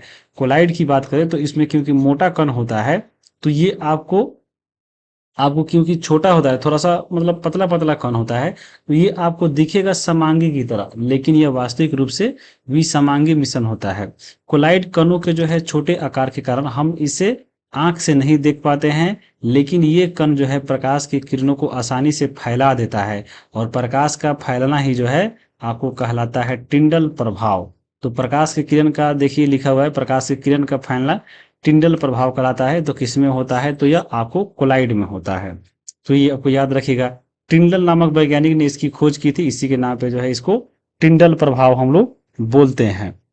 अब यहाँ पे देखिए, एक कमरे से छोटे छिद्र के द्वारा जब प्रकाश की किरण आती है, तब वहां हम टिंडल प्रभाव को देख सकते हैं। देखिएगा, मान लीजिए आपका घर है, बहुत धूप निकला हुआ है, दोपहर का समय है, तो देखिएगा आपको घर के अगर छिद्र हुआ कहीं से और प्रकाश का किरण आ रहा होगा, रूम आपका पूरा अंधेरा होगा, और देखिएगा कहीं से छिद्र से जो है प्रकाश का किरण अगर पास कर रहा होगा, तो देखिएगा आपको छोटा छोटा धुलकन दिखाई देता है। खास करके अगर खपड़ा का घर है तो उसमें बहुत ज्यादा दिखाई देगा आपको। देखिएगा छप्पर से ऊपर से आएगा प्रकाश, उसमें धुलकन रहेगा, तो वही टिंडल प्रभाव होता है। या वहां पे भी नहीं देख रहे हैं तो जंगल में देखिएगा, कहीं जाइएगा घना पेड़ और वहां से छोटा छोटा छिद्र होगा, आप जैसे यहाँ पे देख सकते हैं, ये भी टिंडल प्रभाव है। देखिए पूरा जंगल है और प्रकाश का किरण ऊपर से देख रहे हैं, ऐसे ऐसे पास कर रहा है, तो यही आपका टिंडल जो है प्रभाव होता है। ये आपको ध्यान में रखना है। आपको लाइट के कुछ गुण दिया है, देखिए यह आपको दिखता है समांगी मिश्रण की तरह, लेकिन वास्तविक रूप से यह विसमांगी मिश्रण होता है। कोलाइट के कणों का जो आकार इतना छोटा होता है कि यह पृथक रूप से आंखों से हम लोग नहीं देख सकते हैं। ये इतने बड़े होते हैं कि प्रकाश की किरण को फैलाते हैं और उसके मार्ग को जो है दृश्य बनाते हैं। जब इनको शांत छोड़ दिया जाता है, तब ये कण आपको तल पे बैठ जाते हैं। जब तल पे बैठ गया तो ये आपको ये क्या होते हैं, ये अस्थाई हो जाते हैं। ये छान विधि के द्वारा मिश्रण से पृथक नहीं किए जा सकते, किंतु एक विशेष विधि के द्वारा अपकेंद्रीय तकनीक के द्वारा पृथक किया जा सकता है। तो ये भी बहुत इंपॉर्टेंट है, पूछ सकता है कि कोलाइट के कणों को जो है किस विधि के द्वारा इसको हम लोग जो है अलग कर सकते हैं, तो अपकेंद्रीकरण विधि से अलग कर सकते हैं। तो बहुत ही इंपॉर्टेंट पॉइंट है, आपको यहाँ पे याद रखिएगा। अब देखिए यहाँ पे क्वेश्चन भी जो है टीआरई 3 के टीजीटी का सवाल पूछ लिया था कि प्रकाश किरण का प्रकीर्णन कहलाता है। आपको बताइए, प्रकाश के किरण का जो प्रकीर्णन होता है वो क्या कहलाता है, तो वह कहलाता है आपका टिंडल प्रभाव। ऑप्शन नंबर इसका बी हो जाएगा, क्योंकि प्रकाश का प्रकीर्णन वही होता है जहां पे इसके पदार्थ के कण जो है टकराते हैं, जहां पे पदार्थ के कण के द्वारा सूर्य की किरणों को फैलाया जाता है, तो वह टिंडल प्रभाव ही कहलाता है। तो ऑप्शन नंबर इसका आपको बी इसका सही आंसर होगा। तो आप विलयन, निलंबन और कोलाइड में आप डिफरेंस समझ में आ गया होगा कि विलयन जो होता है समांगी मिश्रण होता है, निलंबन और कोलाइड ये दोनों आपको विसमांगी होता है। कोलाइड जो होता है भले दिखता है समांगी की तरह, यह भी आपको विसमांगी ही होता है। तो ये आपको यहाँ पे याद रखिएगा। बाकी जो है आप इसमें सब हम आपको ऊपर बता ही दिए हैं। अब एक चीज ये है, ये ध्यान रखिए कि जो आपका विलयन होता है इससे प्रकाश का प्रकीर्णन नहीं होता है और इसमें टिंडल प्रभाव उत्पन्न नहीं होगा। इसमें जो है देखिए निलंबन में क्या होता है, इसमें प्रकाश का प्रकीर्णन होता है लेकिन टिंडल प्रभाव नहीं होता है। और इसमें अगर हम बात करें कोलाइड में, तो प्रकाश का प्रकीर्णन होता है और टिंडल प्रभाव उत्पन्न करता है। तो ये आपको हम बता दिए हैं, ये आपको ध्यान में रखना है। बाकी देखिए यहाँ पे एक और चीज क्वेश्चन है, पूछा था 6 to 8 में, 3 में पूछा था 6 to 8 में कि निम्न में से कौन सा कोलाइड नहीं है। तो इस तरह का क्वेश्चन आपको देखिए यहाँ पे दिया गया है कि ये कोलाइड के उदाहरण है। कोलाइड में देख सकते हैं कोहरा, बादल, कुहासा, धुआं, ये सब जो है आपको कोलाइड है। पनीर, अब इसको देख लेना है, उसी के हिसाब आपको बनाना है। अब चलिए आगे हम चलते हैं क्वेश्चन नंबर 8 पे। 8 नंबर क्वेश्चन है कि फलों से सलाद बनाना कौन सा परिवर्तन है, भौतिक परिवर्तन, रासायनिक परिवर्तन या ऊष्माक्षेपी, या एक से अधिक, या इनमें से कोई नहीं। तो इसका सही आंसर होगा आपके भौतिक परिवर्तन, यानी फलों से सलाद बनाना ये जो है भौतिक परिवर्तन है। देखिए एक भौतिक परिवर्तन होता है और एक रासायनिक परिवर्तन होता है। तो भौतिक परिवर्तन में क्या होता है, यदि कोई चीज जो है बदल कर अगर पुनः जो है अपना स्थिति में आ जाता है, तो उसको हम लोग बोलते हैं आपके भौतिक परिवर्तन। अगर कोई वस्तु परिवर्तन होने के बाद वह अगर वापस अपने पुनः स्थिति में नहीं आता है, तो उसको हम लोग बोलते हैं रासायनिक परिवर्तन। जैसे भौतिक परिवर्तन का उदाहरण क्या हो सकता है, देखिए यहाँ पुनः वापस आने की बात हो रही है। मान लीजिए अगर आपके पास पानी है, पानी जो है इसको अगर आप बर्फ बनाते हैं, तो फिर जो है हम लोग बर्फ से पानी बना सकते हैं, ये आपका भौतिक परिवर्तन है। अगर वहीं अगर हम बात करें कोयला को अगर हम जला दें, तो कोयला को अगर हम जलाएंगे तो यह राख बन जाएगा। अब जो देखिए जो है राख से हम फिर कोयला नहीं बना सकते हैं, तो ये आपका रासायनिक परिवर्तन हो गया। यानी पुनः अगर अपने स्थिति में वापस आ जाए तो उसको हम लोग भौतिक बोलेंगे, और वापस नहीं आए तो उसको हम लोग रासायनिक बोलेंगे। तो यहाँ पे देखिए फलों से सलाद बनाने की बात हो रही है, तो फल को जो है इसको काट कर आप सलाद बना सकते हैं, और फिर आपका सलाद बन गया तो भी आपका वह फल ही है। तो इसीलिए आपको क्या है, फल से सलाद बनना एक भौतिक परिवर्तन है। इसका सही आंसर ऑप्शन नंबर ए हो जाएगा। यहाँ पे आप देख भी सकते हैं, ये बुक में दिया गया है, बुक का क्वेश्चन है, हम बता देंगे आगे। देखिए भौतिक और रासायनिक परिवर्तन आपको पढ़ना है, तो यही सब लिखा गया है आपको। भौतिक परिवर्तन और रासायनिक परिवर्तन, रासायनिक परिवर्तन पदार्थ के जो है रासायनिक गुण धर्मों में परिवर्तन लाता है तथा हम नया पदार्थ जो है बनाते हैं। क्योंकि कोयला से जो है जल का राख बन गया तो नया पदार्थ बन गया, तो इसको हम लोग बोलते हैं रासायनिक परिवर्तन। उदाहरण भी देखिए दिया गया है और क्वेश्चन में पूछा गया है। टीआरई 3 के 6 to 8 का सवाल है। टीआरई 3 के देखिए टीजीटी में भी पूछा हुआ है। देखिए आपको ये सवाल है कि निम्नलिखित में से कौन सा जो है भौतिक परिवर्तन नहीं है, वो आपको पहचानना है। देखिए पहला ऑप्शन में है कोयला का जलना, बताए हैं कोयला जल गया, राख बन गया, नया पदार्थ बन गया, तो ये आपको केमिकल यानी आपको ये रासायनिक परिवर्तन है।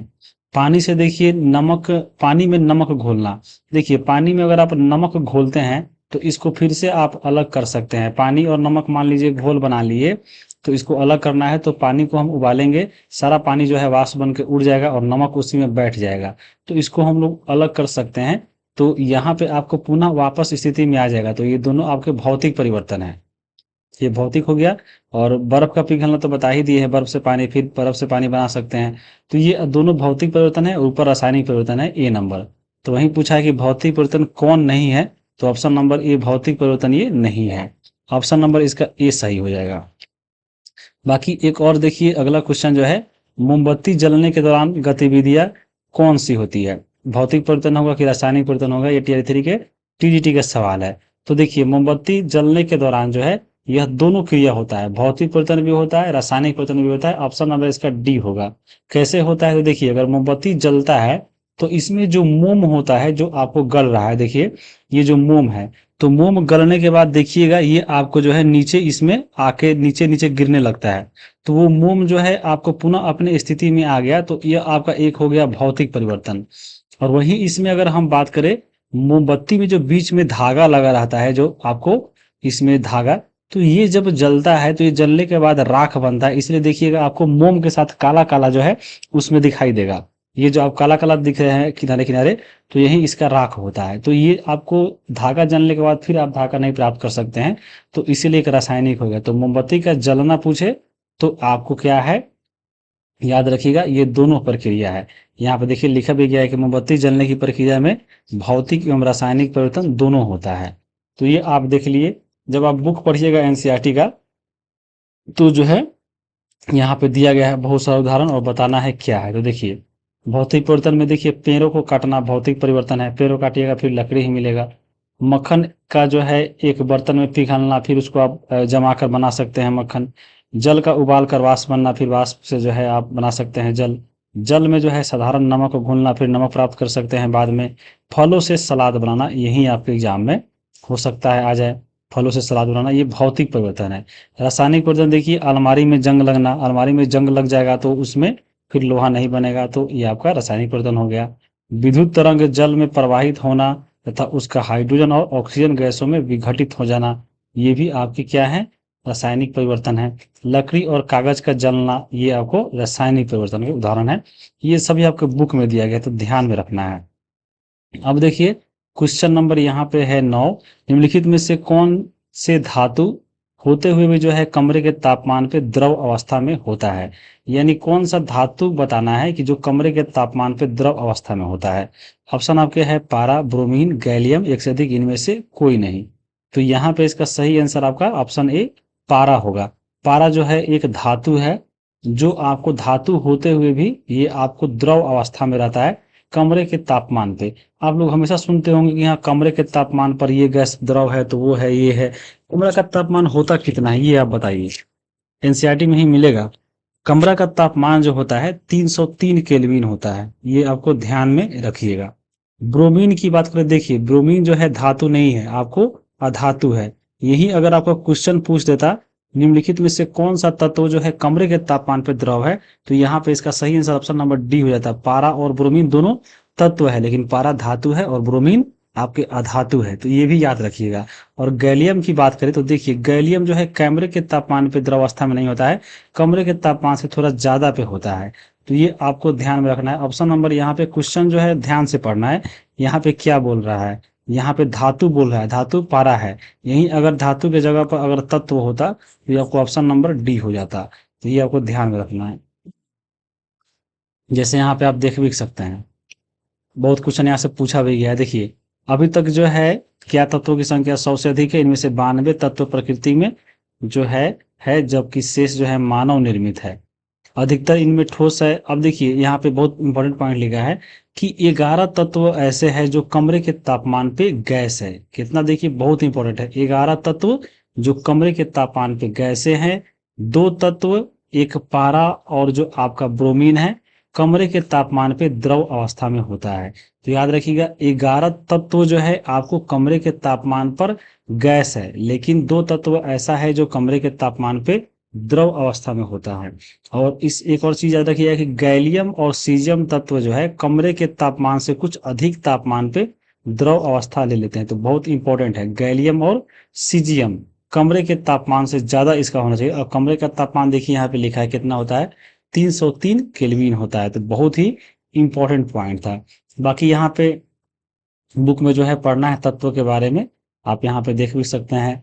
तत्व में ही जो है धातु अधातु उपधातु आते हैं।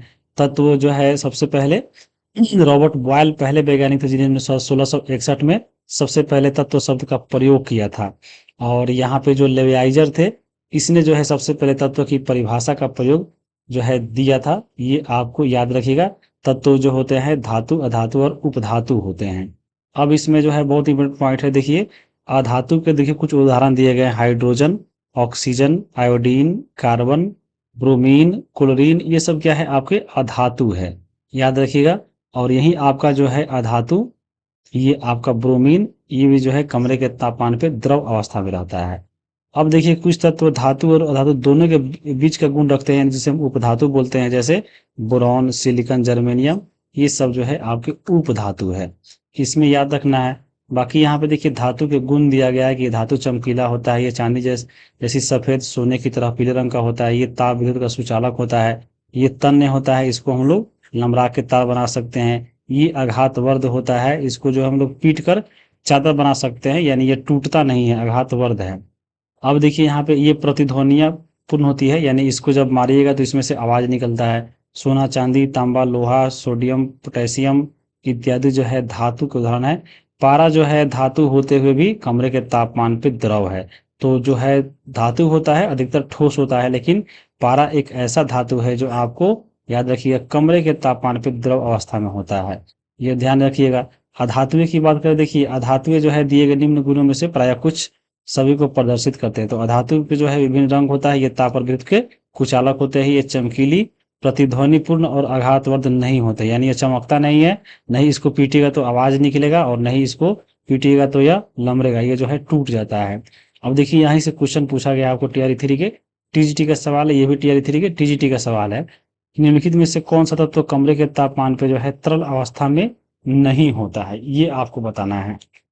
तो देखिए यहाँ पे जो है ब्रोमीन जो है धातु है जो कमरे के तापमान पे जो है क्या होता है, वो आपको द्रव अवस्था में होता है, तो ये तो यह नहीं होगा। और सीजियम जो आपका गैलियम है, ये जो कमरे के तापमान पर तरल अवस्था में नहीं होता है। तो यानी आपको दोनों हो गया, ऑप्शन नंबर डी हो गया, याद रखिएगा। अब देखिए अगला जो है घंटियां बनाने के लिए धातुओं निम्नलिखित में से किस गुण का उपयोग होना चाहिए। तो देखिए यहाँ पे जो है धातु का जो अगर घंटी बन रहा है तो उसमें जो है प्रतिध्वनि आना चाहिए। और जो है घंटी में जो है आपको किस गुण का उपयोग किया जाता है, देखिए जो आपका घंटी होता है नरमता का कि लचीलापन का कि मधुरता का, तो यहाँ पे जो है घंटी में लचीलतापन का जो है गुण देखा जाता है। ये भी आपको ऑप्शन नंबर बी होगा। अब देखिए आगे जो है 10 नंबर अगला क्वेश्चन है, ये आपको चैप्टर नंबर 3 से है। 10 नंबर क्वेश्चन की अमोनिया जो है यौगिक में उपस्थित संघटक नाइट्रोजन और हाइड्रोजन के द्रव्यमान का अनुपात निकालना है। तो सबसे पहले अनुपात मालूम होना चाहिए। अमोनिया है तो अमोनिया का फॉर्मूला कितना होता है, NH3 होता है। अब जो इसका द्रव्यमान निकालना है, इसमें इसके जो संघटक है यानी इसके जो कंपोनेंट है नाइट्रोजन और हाइड्रोजन इसका द्रव्यमान का अनुपात निकालना है। तो देखिए नाइट्रोजन इसमें 1 है तो इसका क्रमांक होता है 7 और इसका दुगुना इसका जो है होता है क्या, तो इसका द्रव्यमान, तो 7 दूना 14 हो जाएगा। ठीक है, हाइड्रोजन का जो है 1 जो है परमाणु संख्या होता है और 3 है तो इसका जो है 3 हो जाएगा, तो 14:3। ऑप्शन नंबर इसका सी हो जाएगा। अब ये जो है आपको एनसीईआरटी से पूछा गया और सवाल पूछा भी गया एग्जाम में, तो याद रखिएगा और इसे देख लीजिए। देखिए यहाँ पे जल जो है, जल का फॉर्मूला होता है H2O। अब इसको यहाँ पे निकालिएगा तो देखिए एक 2 हाइड्रोजन है और 1 ऑक्सीजन है, तो एक हाइड्रोजन का जो है यहाँ पे क्या होगा, क्रमांक 1 और इसका द्रव्यमान भी 1 होता है, लेकिन 2 हाइड्रोजन है तो यानी 1 गुने 2 अनुपात देखिए 1 ऑक्सीजन है तो ऑक्सीजन का जो है कितना आपको जो है 8 नंबर पे होता है और ये 16 इसका द्रव्यमान होता है। तो देखिए 2:16 यानी कटाइएगा तो 1 आपके 8 हो जाएंगे। तो ये ऑप्शन नंबर यहाँ पे देखिए, सॉरी ऑप्शन कर रहे हैं, ये देखिए 1 नंबर 8 है। अमोनिया का भी आपको निकाल दिए कि 14:3 होता है NH3, 7 दूना 14 और 1 हाइड्रोजन का 1, 3 का 3, 14:3। और देखिए कार्बन डाइऑक्साइड निकाला है यानी CO2 का, कार्बन होता है 6 पे तो 6 दूना 12 हो जाएगा। देखिए आपके ऑक्सीजन, एक ऑक्सीजन का कितना होता है द्रव्यमान, 16 होता है, 16 दूना 32 हो जाएगा क्योंकि 2 है। तो देखिए अब बताइएगा तो 4 3 12 और 4 8 32, तो 3:8 होता है कार्बन डाइऑक्साइड का। तो ऐसे ऐसे जो है निकालना है। देखिए बहुत सारा दिया है, देखिए कैल्शियम ऑक्साइड का दिया है, निकालिएगा तो 5:D होगा। मैग्नीशियम जो है देखिए मैग्नीशियम सल्फाइड का दिया है, देखिए सोडियम क्लोराइड का दिया है, ये सब निकाल निकाल के आप इसमें कर सकते हैं और इसको ध्यान रखिएगा। बाकी आप देखिए क्वेश्चन भी जो है पूछा गया है कि ऑक्सीजन का द्रव्यमान संख्या कितना है, TR3 के TGT का सवाल है तो बताए हैं ऑक्सीजन का 16 होता है। आप देख ले सकते हैं यहाँ पे कहाँ पे ऑक्सीजन, देखिए ऑक्सीजन 16 और यही सवाल आपके एग्जाम में पूछ लिया था। तो बुक में ये सब दिया गया है तो कम से कम इतना तो याद रखना ही चाहिए। देख सकते हैं hydrogen, carbon, nitrogen, oxygen, sodium, magnesium, sulphur, chlorine, calcium. यहाँ पे याद रखिए क्लोरीन का 35.5 होता है, तो बहुत इंपॉर्टेंट है, ये सब आपको याद रहना चाहिए। आपको हम प्रूफ भी दिखा रहे हैं, ऐसा नहीं है कि हाँ सोचिएगा कि हाँ कैसा कैसा क्वेश्चन पूछ रहे हैं, ये सब पूछा गया है। अब देखिए अगला क्वेश्चन है क्वेश्चन नंबर 11 कि किसी आणविक यौगिक का रासायनिक सूत्र उसके तत्व के किस गुण के द्वारा निर्धारित किए जाते हैं। तो देखिए किसी भी यौगिक का अगर हम रासायनिक सूत्र अगर निकालना है तो उसमें जो भी उपस्थित तत्व होते हैं उसका क्या देखा जाता है, उसी के आधार पर जो है उसका हम लोग फॉर्मूला निकालते हैं। तो पहला इसमें संयोजी इलेक्ट्रॉन, संयोजकता, आयोजक की संख्या। तो इसमें जो है आपको देखा जाता है कि उस तत्व का संयोजकता कितना है, यानी जिस यौगिक का हमको रासायनिक सूत्र निकालना है, जिस आणविक यौगिक का, याद रखिएगा उसके तत्व में हम देखेंगे कि उस तत्व का संयोजकता कितना है और उस तत्व के संयोजकता से जो है हम लोग क्रॉस गुना करते हैं और उसी से जो है निकालते हैं उसका फॉर्मूला। तो ऑप्शन नंबर इसका बी हो गया। 9th क्लास के चैप्टर नंबर 3 से ही सवाल है, यहाँ पे आप देख सकते हैं। आणविक यौगिकों के रासायनिक सूत्र प्रत्येक तत्व के संयोजकता पर निर्धारित होते हैं। और वहीं अगर हम बात करें आयनिक यौगिक का, जिसके ऊपर आयन होता है, प्लस चार्ज माइनस चार्ज, अगर वैसा कोई यौगिक है तो उसमें जो तत्व है उसके ऊपर जो भी आवेश की संख्या होता है उस आवेश के संख्या से जो है रासायनिक सूत्र निकालते हैं। तो याद रखिएगा अगर आणविक यौगिक है तो यहाँ पे सूत्र निकालने के लिए उसका संयोजकता की जरूरी होता है। अगर वहीं अगर आयनिक यौगिक है प्लस माइनस वाला तो इसमें जो तत्व है उसके ऊपर आवेशों की संख्या को हम लोग इसमें क्रॉस गुना करके फॉर्मूला निकालते हैं। तो ये दो चीज है बहुत इंपॉर्टेंट है, याद रखिए। जैसे देखिए यहाँ पे देखिए हाइड्रोजन क्लोराइड का सूत्र निकालना है तो एक हाइड्रोजन इसमें तत्व हो गया, एक क्लोरीन हो गया। हाइड्रोजन का संयोजकता 1 होता है और क्लोरीन का भी 1 होता है। तो यहाँ पे जो है क्रॉस जब गुना करेंगे तो दोनों एक एक है कट जाएगा। तो यहाँ पे हाइड्रोजन क्लोराइड का फॉर्मूला HCl होता है। तो यहाँ पे आप देख सकते हैं कि संयोजकता के माध्यम से जो है हम लोग इसका फॉर्मूला निकाले हैं। संयोजकता क्या होता है तो ये आपको हम बता देंगे आगे कि किसी भी तत्व की जो संयोजन क्षमता होती है परमाणु ग्रहण करने की जो आखिरी कक्षा में होती है उसी से निकालते हैं। किसी तत्व के आखिरी कक्षा में जितना इलेक्ट्रॉन है वह होता है संयोजी इलेक्ट्रॉन, और संयोजी इलेक्ट्रॉन के माध्यम से जो है हम लोग संयोजकता निकालते हैं। आगे हम आपको बताएंगे। अब देखिए यहाँ पे आणविक यौगिक वाला देख लिए, देखिए यहाँ पे लिखा गया है। और वहीं अगर हम बात करें अगर जो है आयन वाला, जिसपे जो है धनायन ऋणायन होता है यानी चार्ज वाला होता है, उसका हम कैसे निकालेंगे? तो उस पे जितना चार्ज का संख्या है, जैसे मैग्नीशियम क्लोराइड का निकालना है तो मैग्नीशियम पे जो है 2 प्लस चार्ज होता है और क्लोरीन पर 1 माइनस होता है। तो जितना आपका इसमें चार्ज जो है आपके इसके ऊपर चार्ज की संख्या है, उसी से हम लोग इसके नीचे लिखकर गुना करेंगे। तो देखिए mg का 2 हो गया, क्लोरीन का 1 हो गया, गुना करेंगे तो आपको तिरछा तिरछी, तो देखिए mg पे 1 आएगा और Cl पे 2 हो जाएगा, तो MgCl2 जो है मैग्नीशियम क्लोराइड का फॉर्मूला हो गया। तो ऐसे जो है इसमें आपको याद रखना है। अब देखिए यहाँ पे रासायनिक सूत्र लिखते समय जो है कुछ नियमों का पालन करना चाहिए, और इसी नियम से जो है आपका एक एग्जाम में क्वेश्चन पूछ लिया था तियरी 3 के टीजीटी का सवाल।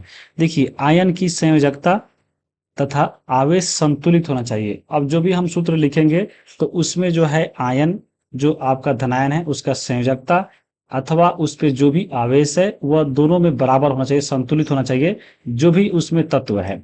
उसके बाद जब एक यौगिक किसी धातु एवं अधातु के संयोग करता निर्मित होता है तो धातु का जो है नाम अथवा उसका प्रतीक को जो है रासायनिक सूत्र के पहले लिखते हैं और अधातु को जो है बाद में लिखते हैं। याद रखिएगा, अगर हम कोई यौगिक का फॉर्मूला लिख रहे हैं और उसमें धातु और अधातु के संयोग से निर्मित होता है क्योंकि, तो धातु को हम लोग पहले लिखेंगे, अधातु को जो है हम लोग बाद में लिखेंगे। ये आप याद रखिएगा। जैसे यहाँ पे देखिए लिखा गया है उदाहरण भी, जैसे कैल्शियम ऑक्साइड है तो कैल्शियम धातु है, इसको पहले लिखा गया, ऑक्सीजन को बाद में लिखा गया है। ठीक है, ऐसे ही जो है आपको फॉर्मूला देखिए पूछा गया है टीयर 3 के टीजीटी में सवाल कि जब किसी यौगिक में एक धातु और एक अधातु होती है तो धातु का नाम या प्रतीक जो है लिखा जाता है। तो धातु को हम लोग पहले लिखते हैं यानी प्रथम, शुरू में आपको धातु लिखाता है, बाद में अधातु लिखाता है। और यहीं से सवाल जो है टीयर 3 के टीजीटी में पूछ लिया है। टीयर 3 के टीजीटी का जब पढ़िएगा फिजिक्स तो आपको लाइन बाय लाइन क्वेश्चन पूछा गया है, एक पेज से दो दो तीन तीन। आपको जो लड़का केवल जो है साइंस का टीजीटी दिया होगा, अगर 9th 10th अच्छे से कवर करके गया हो तो अकेले रिजल्ट लाने का दम रखता है 9th 10th का बुक, बहुत इंपॉर्टेंट है यार। तो यहाँ पे इसको हल्के में नहीं लीजिएगा। अब यहाँ पे ये सब चीज जो है याद रखने का जरूरी होता है। अगला देखिए क्वेश्चन नंबर 12 है कि जॉन डाल्टन के परमाणु सिद्धांत के अनुसार निम्न में से कौन सा कथन जो है आपको परमाणु के बारे में गलत है, ये बताना है। जो जॉन डाल्टन थे जब वे परमाणु का सिद्धांत दिए तो उनके अनुसार परमाणु का कौन सा कथन गलत है वो आपको बताना है। देखिए इन क्या जॉन डाल्टन ने परमाणु अविभाज्य सूक्ष्मतम कण है बोला था, तो ये बिल्कुल सही है। जॉन डाल्टन के अनुसार ये सही है। परमाणु के बारे में इनके द्वारा बोला गया था कि परमाणु जो है सबसे सूक्ष्मतम कण है, इसको जो है हम उसे छोटे भागों में नहीं तोड़ सकते हैं, यानी परमाणु अविभाज्य है, इसको हम लोग जो है नहीं बांट सकते हैं। दूसरा है कि यह परमाणु सिद्धांत 1808 में प्रस्तुत किया था, तो ये भी सही है, दोनों सही हो गया। परमाणु जो है धन आवेशित गोला है और इसमें जो है इलेक्ट्रॉन धसे होते हैं, तो ये गलत है। ये जो आपको परमाणु का जो सिद्धांत है, ये जो वाला सिद्धांत, ये जो है आपको टॉमसन के द्वारा दिया गया था, ये आपको हम आगे बताएंगे। तो ये आपका गलत बताना था, तो ऑप्शन नंबर सी इसी का हो जाएगा, बाकी ए और बी दोनों सही है। अब यहाँ पे आप देख भी सकते हैं, देखिए जॉन डाल्टन के परमाणु सिद्धांत के अनुसार सभी द्रव्य जो है तत्व यौगिक मिश्रण हो, वो जो है सूक्ष्म कणों से मिलकर बनते हैं जिसको परमाणु बोलते हैं। और डाल्टन के परमाणु सिद्धांत के अनुसार यहाँ पे देखिए क्या क्या बोला गया था। देखिए यही आपके जॉन डाल्टन थे, इनका जन्म 1766 में इंग्लैंड के एक गरीब जुलाहा परिवार में हुआ था। ये एक शिक्षक थे और 7 साल बाद इन्होंने जो है एक प्रिंसिपल बन गए। फिर 1793 में जॉन डाल्टन एक कॉलेज में गणित भौतिकी और जो है रसायन शास्त्र पढ़ाने के लिए मैनचेस्टर चले गए। वहां पर उन्होंने अपना जीवन अधिकांश समय शिक्षण कार्य में बिताया और 1808 में चलकर उन्होंने जो है परमाणु सिद्धांत को प्रस्तुत किया था। तो पहला एक पॉइंट यहाँ से मिल गया। दूसरा देखिए यहाँ पे लिखा गया है कि सभी द्रव्य जो है परमाणु से निर्मित होते हैं जो रासायनिक अभिक्रिया में भाग लेते हैं। परमाणु जो है अविभाज्य सूक्ष्म कण है जो रासायनिक अभिक्रिया में न तो बनते हैं और न ही उसका विनाश होता है। दिए गए तत्व सभी परमाणुओं का द्रव्यमान और रासायनिक गुणधर्म समान होते हैं। ये सब जो है अपने परमाणु सिद्धांत में इनके द्वारा दिया गया था। तो ये सब चीज जो है आपको याद रखना चाहिए। बाकी जो है टॉमसन का जो परमाणु मॉडल था, जब टॉमसन ने दिया तो इनके अनुसार देखिए परमाणु कुछ मॉडल ऐसे तैयार किए कि जो परमाणु होता है एक धनात्मक गोला होता है और इलेक्ट्रॉन जो होता है इसके बीच में धसा होता है। यानी इनका जो है जो परमाणु था वो तरबूज टाइप का था। जैसे तरबूज को काटिएगा तो कैसे काला काला बीच बीच में धसा रहता है, तो उनके अनुसार यही कहना था कि परमाणु जो है तरबूज है और उसमें जो इलेक्ट्रॉन है उसके बीच में काला काला जो है धसा हुआ है।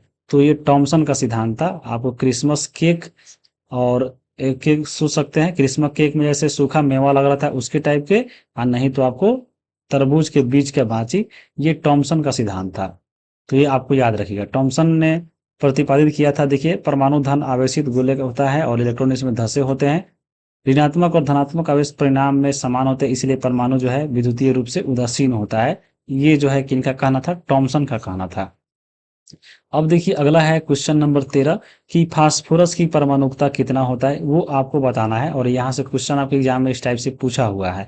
तो सबसे पहले जो पूछा हुआ है उसको हम देख लेते हैं। देखिए यहाँ पे देखिए क्वेश्चन पूछा था TR3 के TGT का ही आ गया कि सल्फर की परमाणुकता क्या है। तो सल्फर का परमाणुकता होता है 8। अब यहाँ पे देखिए अगर 1 2 3 आ गया तो आप आराम से लिख सकते हैं। 1 है तो एक परमाणु, 2 है तो द्विपरमाणु, 3 है तो टेट्रा। लेकिन 8 आएगा तो उसको नहीं लिख सकते हैं, उसको बहुपरमाणु लिखा जाता है। तो ऑप्शन नंबर इसका ई हो जाएगा। अब ये देखिए आपको यहीं से एग्जाम में क्वेश्चन पूछा हुआ था आपको, ये देखिए सल्फर वाला पूछा हुआ है। सल्फर का जो है बहुपरमाणु होता है, ठीक है, यहाँ पे आप देख लिए। क्योंकि अब ये देखिए, अब ये जो है परमाणुकता क्या होता है इसको आप देख लीजिए। देखिए किसी अणु की संरचना में प्रयुक्त होने वाले परमाणुओं की संख्या को जो है अणु को परमाणुकता बोलते हैं। तो ये आपको ध्यान में रखना है, किसी अणु के संरचना में प्रयुक्त होने वाले परमाणुओं की संख्या जो है कहलाता है। जैसे देख सकते हैं उदाहरण दिया गया है कि ऑक्सीजन अणु जो है 2 ऑक्सीजन परमाणुओं से बनता है, इसलिए जो है यह द्विपरमाणुक है। और इसे में जो है इसको हम लोग 2 परमाणुकता कहेंगे। यदि सामान्यतः जो है 2 के स्थान पे 3 ऑक्सीजन परमाणु परस्पर सहयोग करते हैं तो हमें ओजोन का फॉर्मूला प्राप्त होता है। तो किसी अणु में याद रखिएगा जितना उसमें जो है उसमें परमाणुओं की संख्या होता है वही उसका परमाणुकता कहलाता है। तो ये आप देख लिए। अब एक और क्वेश्चन अब देखिए यहाँ पे, अब इसमें है कि फास्फोरस की परमाणुकता कितनी है ये आपको बताना है। तो देखिए यहाँ पे जो आपको हम बताए थे, अब देखिए अब इसमें बहुत सारा है और यही सब आपको एग्जाम में पूछेगा। जैसे सल्फर वाला पूछ लिया था। अब जो एनसीईआरटी में उसको ध्यान में रखना है। देखिए आर्गन है, तो आर्गन में जो है आपका एक परमाणुकता है। ऐसे याद रखिए कि जो भी आपका जो इनर्ट गैस है, जो अक्रिय गैस है, सभी अक्रिय गैस का जो परमाणुकता होता है हमेशा एक होता है। जैसे आर्गन हो गया, हीलियम हो गया, आपको याद रखिएगा। ये उसके अलावा और का भी होता है लेकिन इनर्ट गैस का हमेशा एक होता है, याद रखिएगा। उसके बाद देखिए ऑक्सीजन है, तो बताए हैं उदाहरण में ही दे दिया। ऑक्सीजन में जो है O2 लिखते हैं तो इसमें 2 परमाणु हो जाएगा। अब देखिए नाइट्रोजन है, नाइट्रोजन में भी जो है आपको द्विपरमाणु है। क्लोरीन जो है 2 परमाणु है। फास्फोरस जो है आपको चतुर्परमाणु है, इसे मतलब ये 4 परमाणु मिलकर बनता है। सल्फर जो है बहुपरमाणु है। बाकी देखिए सोडियम 1 परमाणु, आयरन जो है 1 परमाणु, एल्युमिनियम 1 परमाणु, कॉपर जो है 1 परमाणु। तो यहीं से हम पूछ लिए थे आपका। तो क्वेश्चन था आपका फास्फोरस वाला। तो फास्फोरस की परमाणुता जो है चतुर्थ परमाणु होता है, जो ऑप्शन नहीं है। तो ऑप्शन नंबर इसका ई हो जाएगा। तो ये आपको याद रखना है। अब चलते हैं आगे हम लोग। अब देखिए अगला क्वेश्चन है क्वेश्चन नंबर 14। निम्नलिखित में से कौन जो है सही सुमेलित है उसको बताना है। कॉलम 1 से कॉलम 2 को मिलाना है और बताना है कौन सा सही है। तो इलेक्ट्रॉन का खोज किसने किया? प्रोटॉन का। न्यूट्रॉन का कैनाल रो का खोजकर्ता कौन था वो आपको बताना है। तो यहाँ पे आप ऑप्शन देख लिए। देखिए जो इलेक्ट्रॉन का खोज वो किए थे जे थॉमसन ने, प्रोटॉन का खोज गोल्डस्टीन ने किए थे, न्यूट्रॉन का खोज जेम्स चैडविक ने, और कैनाल रे का खोज जो है गोल्डस्टीन ने किया था। ये सब के आपको सामने हो जाएगा जो पढ़िएगा चैप्टर नंबर 4 एनसीईआरटी में 9th क्लास में, तो वो मिला गया। यानी ऑप्शन नंबर ए जो है इसका आपको सही आंसर मिलेगा। अब देखिए ये कहाँ पे दिया गया है, तो आप पढ़िएगा जब चौथा चैप्टर में, तो शुरू में ही जो है यहाँ पे लिखा गया है कि 19वीं शताब्दी तक यह जान लिया गया था कि परमाणु जो है साधारण और अविभाज्य कण नहीं है, बल्कि इसमें कम से कम जो है ए अपरमाणु कण जरूर पाया जाता है, जिससे नाम दिया इलेक्ट्रॉन। और इसी आधार पे जो है आगे चलकर प्रोटॉन न्यूट्रॉन का जो है खोज किया गया था। शुरू में आप पढ़ रहे थे डाल्टन का परमाणु सिद्धांत, तो वहां पे आप लोग देखे थे कि डाल्टन ने बोला था कि परमाणु जो है अविभाज्य है, यानी इसको जो है अब इसके आगे हम लोग जो है नहीं बांट सकते हैं। लेकिन यहाँ पे आगे चलकर जो है जब टॉमसन आए तो टॉमसन ने जो है बोला कि जो आपको जो परमाणु आप लोग बोलते हैं कि ये अविभाज्य नहीं है, तो ये अविभाज्य कण नहीं है, यानी इसके अंदर भी जो है जरूर कुछ पाया जाता है। और आगे चलकर जो है इसे इलेक्ट्रॉन नाम दिया गया। तो इलेक्ट्रॉन जो है खोज आपको यही जे टॉमसन ने किया था। आगे चलकर अब देखिए यहाँ पे लिखा गया, इलेक्ट्रॉन के संबंध में जानकारी प्राप्त होने से पहले जो है गोल्डस्टीन ने 1886 में एक नए विकिरण की खोज की थी, जिससे जो है कैनाल रे बोला गया। तो कैनाल रे का खोज गोल्डस्टीन ने किया था, तो ये आपको याद रखना है। आगे जो है इससे जो है बहुत सारा क्वेश्चन आपको पूछा गया था एग्जाम में। एक और आपको यहाँ पे ध्यान में रखना है कि इलेक्ट्रॉन प्रोटॉन न्यूट्रॉन के बारे में, तो ये तो खोजकर्ता आप देख लिए। देखिए इलेक्ट्रॉन पे जो होता है -1 जो है इस पे आवेश होता है, प्रोटॉन पे पॉजिटिव 1 जो है इस पे चार्ज होता है। बाकी इसमें अगर हम बात करें द्रव्यमान का, तो देखिए इलेक्ट्रॉन का जो है द्रव्यमान जो है नगण्य होता है 0 और इस पे आवेश -1। प्रोटॉन पे जो है आपको +1 चार्ज होता है और इसका द्रव्यमान जो है 1 होता है। न्यूट्रॉन की बात करें तो यह न्यूट्रल होता है, यानी इस पे कोई चार्ज नहीं होता है और इसका द्रव्यमान जो है 1 होता है। और यहीं से एग्जाम में देखिए क्वेश्चन भी पूछा गया था कि किस अपरमाणविक कण का द्रव्यमान जो है नगण्य होता है। तो अभी बताए हैं इलेक्ट्रॉन पे जो है आपको एक निगेटिव चार्ज होता है और द्रव्यमान जो है इसका 0 होता है। तो यहाँ पे इसका आंसर जो है आपको इलेक्ट्रॉन होगा। और देखिए बुक में भी लिखा गया इलेक्ट्रॉन का द्रव्यमान जो है नगण्य होता है और इस पे आवेश -1 होता है, आपको हम बता दिए हैं। वैसे ही प्रोटॉन पे दिया गया है, आपको फिगर पे बता दिए हम। तो यहीं से टीआरई 3 के 6 to 8 का ये सवाल था। यहाँ पे आगे पढ़िएगा टॉमसन के बारे में कि हाँ उनको जो अपना योगदान दिए। जैसे देखिए लिखा गया है टॉमसन का जन्म जो है 1856 में मैनचेस्टर में हुआ था। इलेक्ट्रॉन की खोज जो है इनके द्वारा किया गया था और इसी के कारण जो है 1906 में इनको जो है नोबेल पुरस्कार भी मिला था। तो बहुत ही इंपॉर्टेंट है, इनके बारे में याद रखिएगा। अब देखिए यहाँ पे जो है न्यूट्रॉन के बारे में देखिए क्वेश्चन पूछा था टीआरई 3 के टीजीटी में और टीआरई 2 के पीजीटी का सवाल है कि न्यूट्रॉन का द्रव्यमान कितना है। तो बताया है न्यूट्रॉन जो है न्यूट्रल होता है, इस पे जो है आपका चार्ज होता है 0 और इसका द्रव्यमान जो होता है आपको 1 होता है। तो यहाँ पे आपको बताना है कि न्यूट्रॉन का द्रव्यमान कितना होगा। तो लगभग एक न्यूट्रॉन के बराबर, न्यूट्रॉन लगभग इलेक्ट्रॉन के बराबर। देखिए इलेक्ट्रॉन पे बताए हैं कि इस पे जो है आपका -1 जो है क्या होता है चार्ज होता है और द्रव्यमान जो है 0 होता है।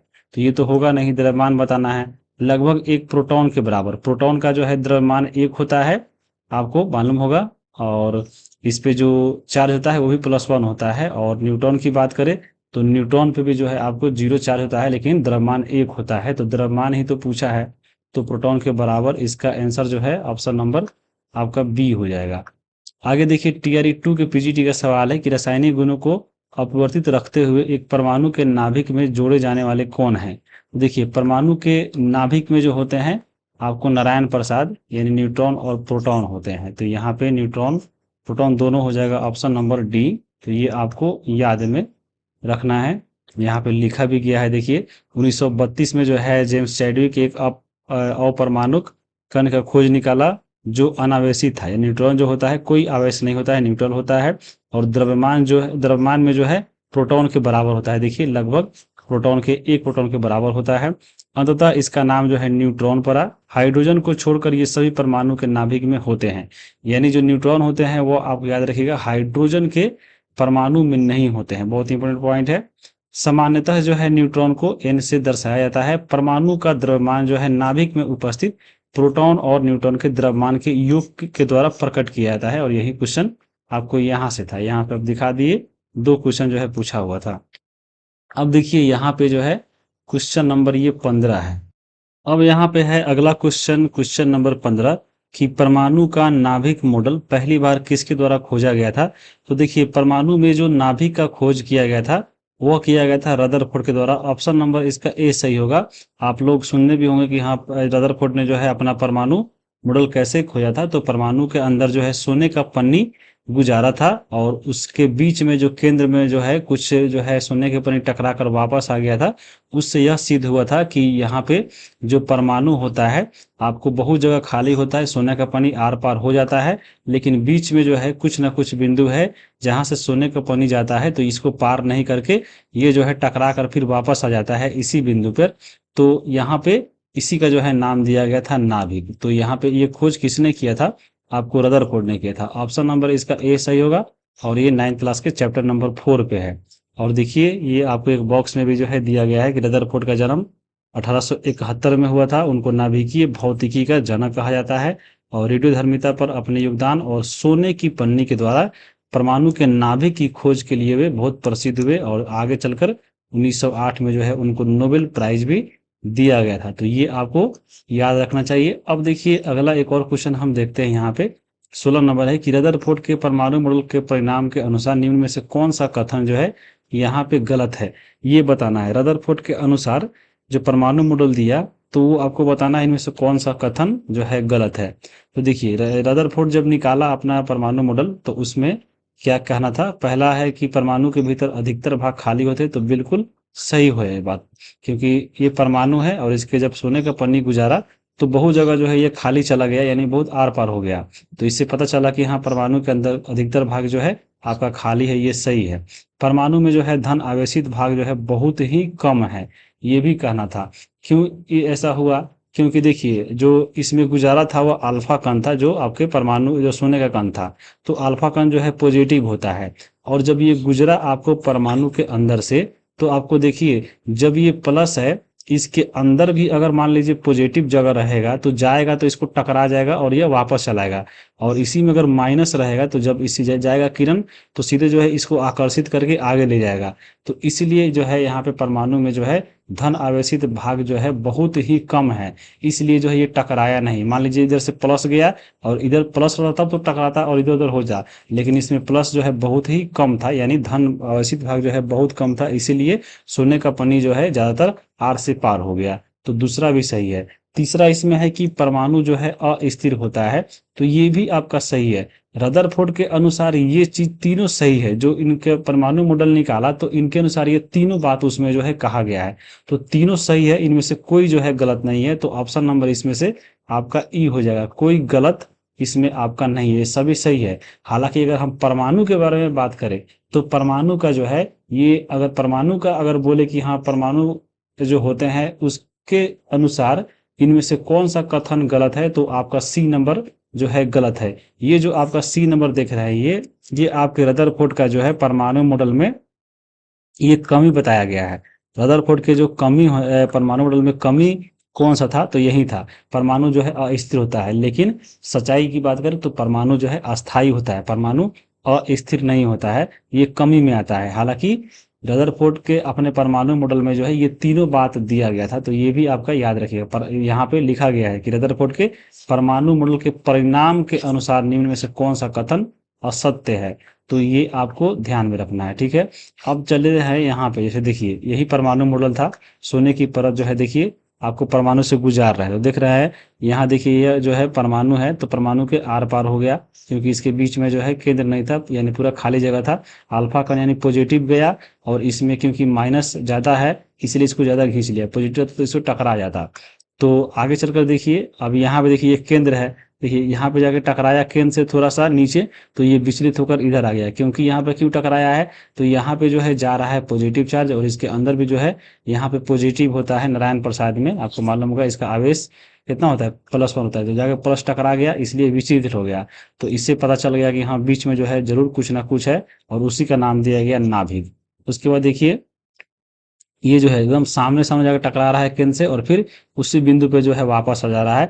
तो केंद्र में ही जो जाकर टकरा रहा है, तो केंद्र में ही परमाणु का नाभिक होता है। इससे ये पता चला। तो देखिए यहाँ पे इसी तर्क के अनुसार अल्फा कण पर किरण प्रयोग के आधार पर रदरफोर्ड ने क्या परिणाम निकाला? पहला परिणाम था कि परमाणु के भीतर अधिकतर भाग खाली होते हैं, तभी तो आर पार हो गया। क्योंकि अधिकतर जो है अल्फा कण बिना विक्षेपित हुए सोने की पन्नी से पार हो गया। क्योंकि अल्फा कण पे जो पॉजिटिव चार्ज था वो आपको सीधा पार कर गया, क्योंकि इसके अंदर जो क्या था पॉजिटिव था, वो उसको जो है विचलित विचलित नहीं किया। सॉरी, अगर पॉजिटिव चार्ज रहा था तो वहां पे उसको विचलित करता, लेकिन पॉजिटिव चार्ज उतना नहीं था, खाली था। बहुत कम जो है अपने मार्ग में विक्षेपित होते हैं, जिससे यह ज्ञात होता है कि परमाणु के अंदर जो है बहुत ही कम आपका धनावेशित यानी पॉजिटिव भाग है। तो ये आपको याद रखिएगा। आपको मालूम होगा पॉजिटिव और पॉजिटिव यानी सेम जो जात का होता है, वो जब आपको आपस में आता है तो टकराता है तो विचलित होता है। और अगर विषम जात का है यानी प्लस माइनस है तो वो दोनों को आकर्षित करता है। तो यहाँ पे प्लस तो है ही आपका अल्फा कण, और प्लस रहता इसके अंदर तो उसको क्या होता, वो आपको विक्षेपित करता। लेकिन माइनस है तभी तो इसको पूरा आर पार करा दे रहा है, तो यहाँ पे ये ध्यान में रखना है। तीसरा है कि बहुत कम अल्फा कण जो है 180 डिग्री पर विक्षेपित हुए, जिससे यह संकेत मिलता है कि सोने के परमाणु का पूर्ण जो है धनावेशित भाग और द्रव्यमान जो है परमाणु के भीतर बहुत कम आयतन में सीमित है। यानी उसके अंदर, यानी जो आपका इधर से परमाणु है बीच में केंद्र है तो 180 डिग्री पे बहुत ही कम है जो इसको पार किया, क्योंकि 180 डिग्री पे गया तो इसको केंद्र मिला और वहीं से टकरा कर भी वापस आ गया, तो बहुत ही वैसा कम भाग था। इससे पता चला कि हाँ यहाँ पे पॉजिटिव जा रहा है तो पॉजिटिव ही बीच में होगा, इसलिए जो है इसको टकरा कर वापस भेज दिया है। तो ये आपको ध्यान में रखना है इस चीजें। अब देखिए आगे। अब देखिए रदरफोर्ड के परमाणु मॉडल का जो कमी था, जो आपको हम बता रहे थे, इसका जो है कमी क्या था। रदरफोर्ड का मानना था कि जो परमाणु में जो आपके इलेक्ट्रॉन होते हैं वो जो है अपने कक्षा में जो है ऐसे गति कर रहे हैं। इनका मानना था कि कक्षा में ऐसे गति कर रहे हैं और गति करते करते यहाँ पे क्या होगा कि इसे, क्योंकि ये त्वरण कर रहा है यानी गति कर रहा है, तो गति करते करते जो है इसका जो ऊर्जा होगा वो उसमें कमी आएगा, और ऊर्जा कमी आते आते ये जो है बीच में आपको चला है। ऐसे मान लीजिए यहाँ से ये चला, ऐसे से चलते चलते चलते चलते पहले नाचा, फिर धीरे धीरे धीरे धीरे चलते चलते ये आके अगर बीच में केंद्र में गिर जाएगा। इनके अनुसार ये मानना था, क्योंकि इसके रास्ते में चलते चलते जो है इसका ऊर्जा में कमी आएगा और ये जाकर जो है केंद्र में गिर जाएगा। ये कहना था रदरफोर्ड का। रदरफोर्ड का यही मानना था कि यहाँ पे कोई भी आवेशित जो है कण गोलाकार कक्ष में त्वरित होगा यानी चलेगा, तो त्वरण के दौरान आवेशित कणों से जो है ऊर्जा विकिरण होगा यानी निकलेगा। इस प्रकार अस्थायी कक्ष में घूमता हुआ इलेक्ट्रॉन अपनी ऊर्जा विकृत करेगा और नाभिक से जाकर टकरा जाएगा। और अगर ऐसा होता है तो परमाणु अस्थिर हो जाएगा, लेकिन ये जो है गलत है, परमाणु क्या है, अस्थायी होता है। तो ये कहा था किसने, रदरफोर्ड का, ये कमी है, ये जो है ऐसा नहीं होता है। हमेशा जो है परमाणु अपने कक्ष में चारों तरफ चक्कर लगाते रहता है, वो जाके गिरता नहीं है। तो ये आपको ध्यान रखिएगा। और इसी को जो है आगे जाके दूर किया था नील्स बोर ने। तो नील्स बोर के बारे में भी पढ़ सकते हैं थोड़ा सा। नील्स बोर का जन्म देखिए 1885 में कोपेनहेगन में हुआ था। उसके बाद यहाँ पे देखिए 1922 में उनको जो है परमाणु संरचना पर अपने योगदान के लिए नोबेल पुरस्कार भी मिला। प्रोफेसर बोर के विविध लेखों पर जो है कुछ पुस्तकें दी गई है जो बहुत इंपॉर्टेंट है, याद रखिएगा। इनके द्वारा देखिए 3 पुस्तकें, the theory of spectra and atomic constitution, atomic theory, और यहाँ पे है द डिस्ट्रीब्यूशन ऑफ नेचर। तो ये पूछ सकता है एग्जाम में कि हाँ किसने लिखा है, तो याद रखिएगा। अब देखिए यहाँ पे जो है अगला क्वेश्चन है, क्वेश्चन नंबर 17 कि एम कक्ष में शामिल होने वाले इलेक्ट्रॉनों की अधिकतम संख्या कितना है। तो ये आपको कैसे बनेगा, देखिए जो परमाणु होता है आपको इसमें बीच में मान लीजिए केंद्र है और उसके किनारे किनारे जो है कक्षा होता है, उसमें कितना इलेक्ट्रॉन होता है वो आपको निर्धारित करना होता है। तो यहाँ पे अब हम चलिए पहले देख समझा देते हैं। जैसे देखिए ये जो है नील्स बोर के अनुसार बताया गया था कि जो है परमाणु मॉडल में कक्षा में कितने इलेक्ट्रॉन होते हैं। तो देखिए बोर का परमाणुिक मॉडल यहाँ पे दिया गया है, इसको बोर्स बोरी बोलता है, बोर बोरी। तो जैसे देखिए परमाणु कक्ष में क्या होता है, सबसे पहले ये नाभिक हो गया, उसके बाद जो है कक्ष है, ये पहला कक्ष है, ये दूसरा है, तीसरा है, ये चौथा है। तो जो पहला कक्ष होता है उसको हम लोग के बोलते हैं, ये के है। उसके बाद जो दूसरा है उसको हम लोग एल बोलते हैं, इसके बाद तीसरा एम, और आपका जो चौथा है उसको हम लोग बोलते हैं एन। तो ऐसे जो है होता है। अब इसका एक फार्मूला होता है कि हाँ किस कक्ष में कितना इलेक्ट्रॉन है। तो उसके लिए फार्मूला आपका क्या होता है, 2n² होता है, याद रखिएगा 2n²। एन जो होता है यहाँ पे कक्षा की संख्या होता है। जैसे मान लीजिए एम का पूछा था, तो देखिए एम जो है 1 2 तीसरा कक्षा है, तो 2 गुने एम जो है तीसरा कक्षा है तो 3 का स्क्वायर, यानी 3 तिहाई 9, 9 दूना 18, यानी एम कक्षा में अधिकतम जो है आपको 18 इलेक्ट्रॉन रह सकता है। के में अगर बात करें के में कितना होगा, तो देखिए 2n² यानी 2 गुने के, क्योंकि पहला कक्षा है तो 1 का स्क्वायर 1 होगा, तो यहाँ पे 2 इलेक्ट्रॉन पहली कक्षा में रहेगा। तो ऐसे जो है पूछता है एग्जाम में, तो यहाँ पे आप देख भी सकते हैं। वही क्वेश्चन यहाँ पे था कि एम कक्ष में शामिल होने वाले इलेक्ट्रॉनों की संख्या कितना है, तो पहला कक्षा के, दूसरा एल, तीसरा यहाँ पे एम होता है। 2n² फार्मूला होता है, तो 2 गुण एन जो है तीसरा है तो 3 का स्क्वायर, 3 3 9, 9 दूना 18, तो 18 इलेक्ट्रॉन। ऑप्शन नंबर यहाँ पे इसका बी हो जाएगा, ये समझ लिए होंगे। अब देखिए यहाँ पे सारा निकाल के दिखाया गया, जैसे देखिए एन जो है पहला कक्ष है, तो यहाँ पे जो के कक्ष है उसमें कितने इलेक्ट्रॉन होगा, तो 2 होगा। दूसरा अगर एन है तो 2n² 2 दूना 4 दूना 8 होगा। तीसरा यहाँ पे 18 होगा, क्योंकि एन एम जो होता है 3 अंक होता है, तो 18 होगा। उसके बाद जो है अगर चौथा कक्षा में एन की बात करें तो 4 चौके 16 दूना 32 होगा। तो ऐसे जो है इसमें बांटा गया है। तो ये आपको याद रखिएगा, इलेक्ट्रॉनों की अधिकतम संख्या कक्षा में कितना होता है। अब बाकी देखिए यहाँ पे जो है बोर बोरी के अनुसार ही ये सब जो बताए हैं आपको उसी में था, लिखा गया है कि देखिए इस नियम के अनुसार जो है, यानी बोर बोरी जो स्कीम है उसके अनुसार किसी कक्षा में उपस्थित अधिकतम इलेक्ट्रॉनों की संख्या का सूत्र होता है 2n², जहां पे n होता है कक्षा की संख्या होता है, यह ऊर्जा स्तर होता है। 2 नंबर है कि सबसे बाहरी कोश में इलेक्ट्रॉनों की अधिकतम संख्या जो है कितनी हो सकती है, तो 8 हो सकती है।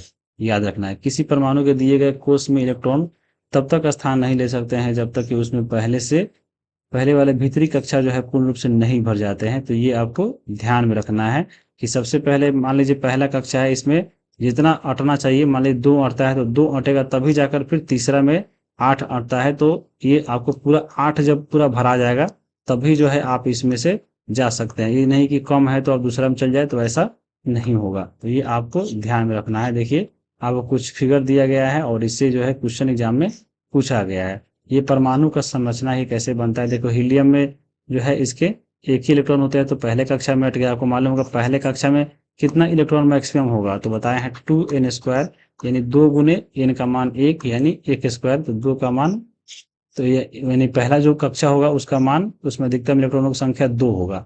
तो हाइड्रोजन में 1 होता है। हीलियम में देखिए आपका अंतिम कक्षा में 2 इलेक्ट्रॉन है, तो ये आपसे फिगर बनेगा। लिथियम में आपको देखिए 3 इलेक्ट्रॉन होता है, तो आपको पहला कक्षा में ये 2 आ गया और इसमें से भर गया पहला कक्षा, तो ये चला गया जो है दूसरा कक्षा में। उसी प्रकार से ये सब निकाला गया। जैसे देखिए सोडियम का होता है 11 नंबर पे 11 इलेक्ट्रॉन है, तो पहला कक्षा में 2 होता है, देखिए ये हो गया। दूसरा कक्षा में कितना होता है 2n², यानी 2 और 2 का स्क्वायर 4, 4 दूना 8। दूसरा कक्षा में 8 इलेक्ट्रॉन होगा, तो देखिए पहला में 2 हो गया, दूसरा में आपके 8 हो गया, यानी तीनों दोनों मिलाकर आपका 8 और 2 10 हो गया, बचा 1, ये जो है चला गया तीसरा कक्षा में। तो इस प्रकार से जो है आपको याद रखना है। देखिए यहाँ से क्वेश्चन भी जो है पूछ लिया है कि निम्नलिखित में से कौन सा जो है नाइट्रोजन के सही इलेक्ट्रॉनिक विन्यास का दर्शाता है। तो बताए हैं आपको इसमें से नाइट्रोजन का बता, नाइट्रोजन कितना नंबर पर होता है, आपको 7 नंबर पर होता है। तो पहले कक्षा में 2 इलेक्ट्रॉन, यहाँ पे 2 आ गया और उसके बाद जो है 5 इलेक्ट्रॉन, तो 2 और 5 होगा। तो पहला आपका सॉरी इसका ऑप्शन जो है ऑप्शन नंबर सी, ये भी जो है देख सकते हैं बीपीएससी का ही तैयारी का क्वेश्चन है। अब देखिए यहाँ पे जो है ये आपको संयोजी इलेक्ट्रॉन क्या होता है। देखिए किसी भी परमाणु के जो बाहरी कक्षा होते हैं उसमें उपस्थित इलेक्ट्रॉनों की संख्या जो होती है वह संयोजी इलेक्ट्रॉन, जैसे मान लीजिए सोडियम है, सोडियम में आपको इसका 11 जो है क्रमांक होता है। और देखिए जो बाहरी इलेक्ट्रॉन में, यहाँ पे देखिए बाहरी इलेक्ट्रॉन में इलेक्ट्रॉनों की संख्या, यानी बाहरी जो कक्षा है परमाणु के उसमें उपस्थित इलेक्ट्रॉनों की संख्या। तो सोडियम के बाहरी कक्षा में देखिए 1 इलेक्ट्रॉन है, तो इसका संयोजी इलेक्ट्रॉन यहाँ पे 1 हो जाएगा। मैग्नीशियम में देखिए बाहरी कक्षा में 2 इलेक्ट्रॉन है, तो इसका संयोजी इलेक्ट्रॉन 2 हो जाएगा। हीलियम की बात करें संयोजी इलेक्ट्रॉन 2 हो गया। आर्गन की बात करें, देखिए आर्गन में जो है बाहरी कक्षा में 8 इलेक्ट्रॉन है, तो आपको 8 हो गया। तो इस प्रकार से जो है यहाँ पे संयोजी इलेक्ट्रॉन होता है।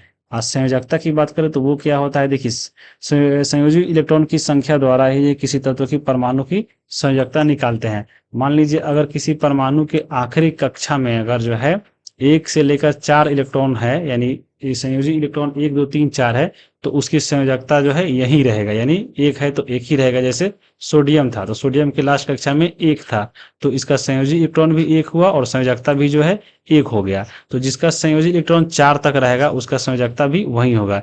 लेकिन उसके बाद अगर बढ़ेगा, जैसे 12वीं कक्षा में मान लीजिए 4 के आगे 5 6 7 8 हो गया, तो वहां पे उस स्थिति में जो है संयोजकता को जो है 8 में से घटाकर हम लोग इसमें से निकालते हैं। क्योंकि आपको मालूम होगा आखिरी कक्षा में कोई भी जो है चाहता है इलेक्ट्रॉन कि हमारी कक्षा में 8 इलेक्ट्रॉन रहे, तो वहां पे अस्थायी होने के लिए जो है आपको 8 में से घटाकर उसको निकाला जाता है। तो ये आपको ध्यान में रखा जाना चाहिए ये सब। अब देखिए एक क्वेश्चन यहाँ पे जो है क्वेश्चन नंबर 18 है कि एक तत्व का इलेक्ट्रॉनिक विन्यास अगर 2 8 7 है तो इसकी संयोजकता कितना होगा। आपको देखिए 2 8 10 7 17 17 की बात हो रही है, यानी 17 पे क्या होता है क्लोरीन होता है। अब इसको जो है हम लोग इलेक्ट्रॉनिक विन्यास निकालेंगे ऐसे, तो पहले कक्षा में कितना होता है 2 इलेक्ट्रॉन होता है, उसके बाद दूसरे कक्षा में कितना होता है 8 होता है, तो 2 8 10 हो गया। अब बाकी जो है आखिरी में आपके 7 हो गया। तो 2 8 10 और 7 17 हो गया आपका। अब इसका जो है निकालना है संयोजकता। तो सबसे पहले संयोजी इलेक्ट्रॉन निकालेंगे। तो देखिए आपको बताया है कि अगर बाहरी कक्षा में 4 तक है, 1 2 3 4, तो उसका संयोजकता वही हो जाएगा। और मान लीजिए अगर आगे है 4 से आगे यानी 5 6 7 8, तो उसमें से जो है हम लोग 8 में से घटा कर निकालेंगे। तो इसलिए घटाते हैं क्योंकि बाहरी कक्षा में सब कोई इलेक्ट्रॉन चाहता है कि हमारा 8 कक्षा हो, 8 इलेक्ट्रॉन हो, ताकि हम जो है यहाँ पे न्यूट्रल हो जाए।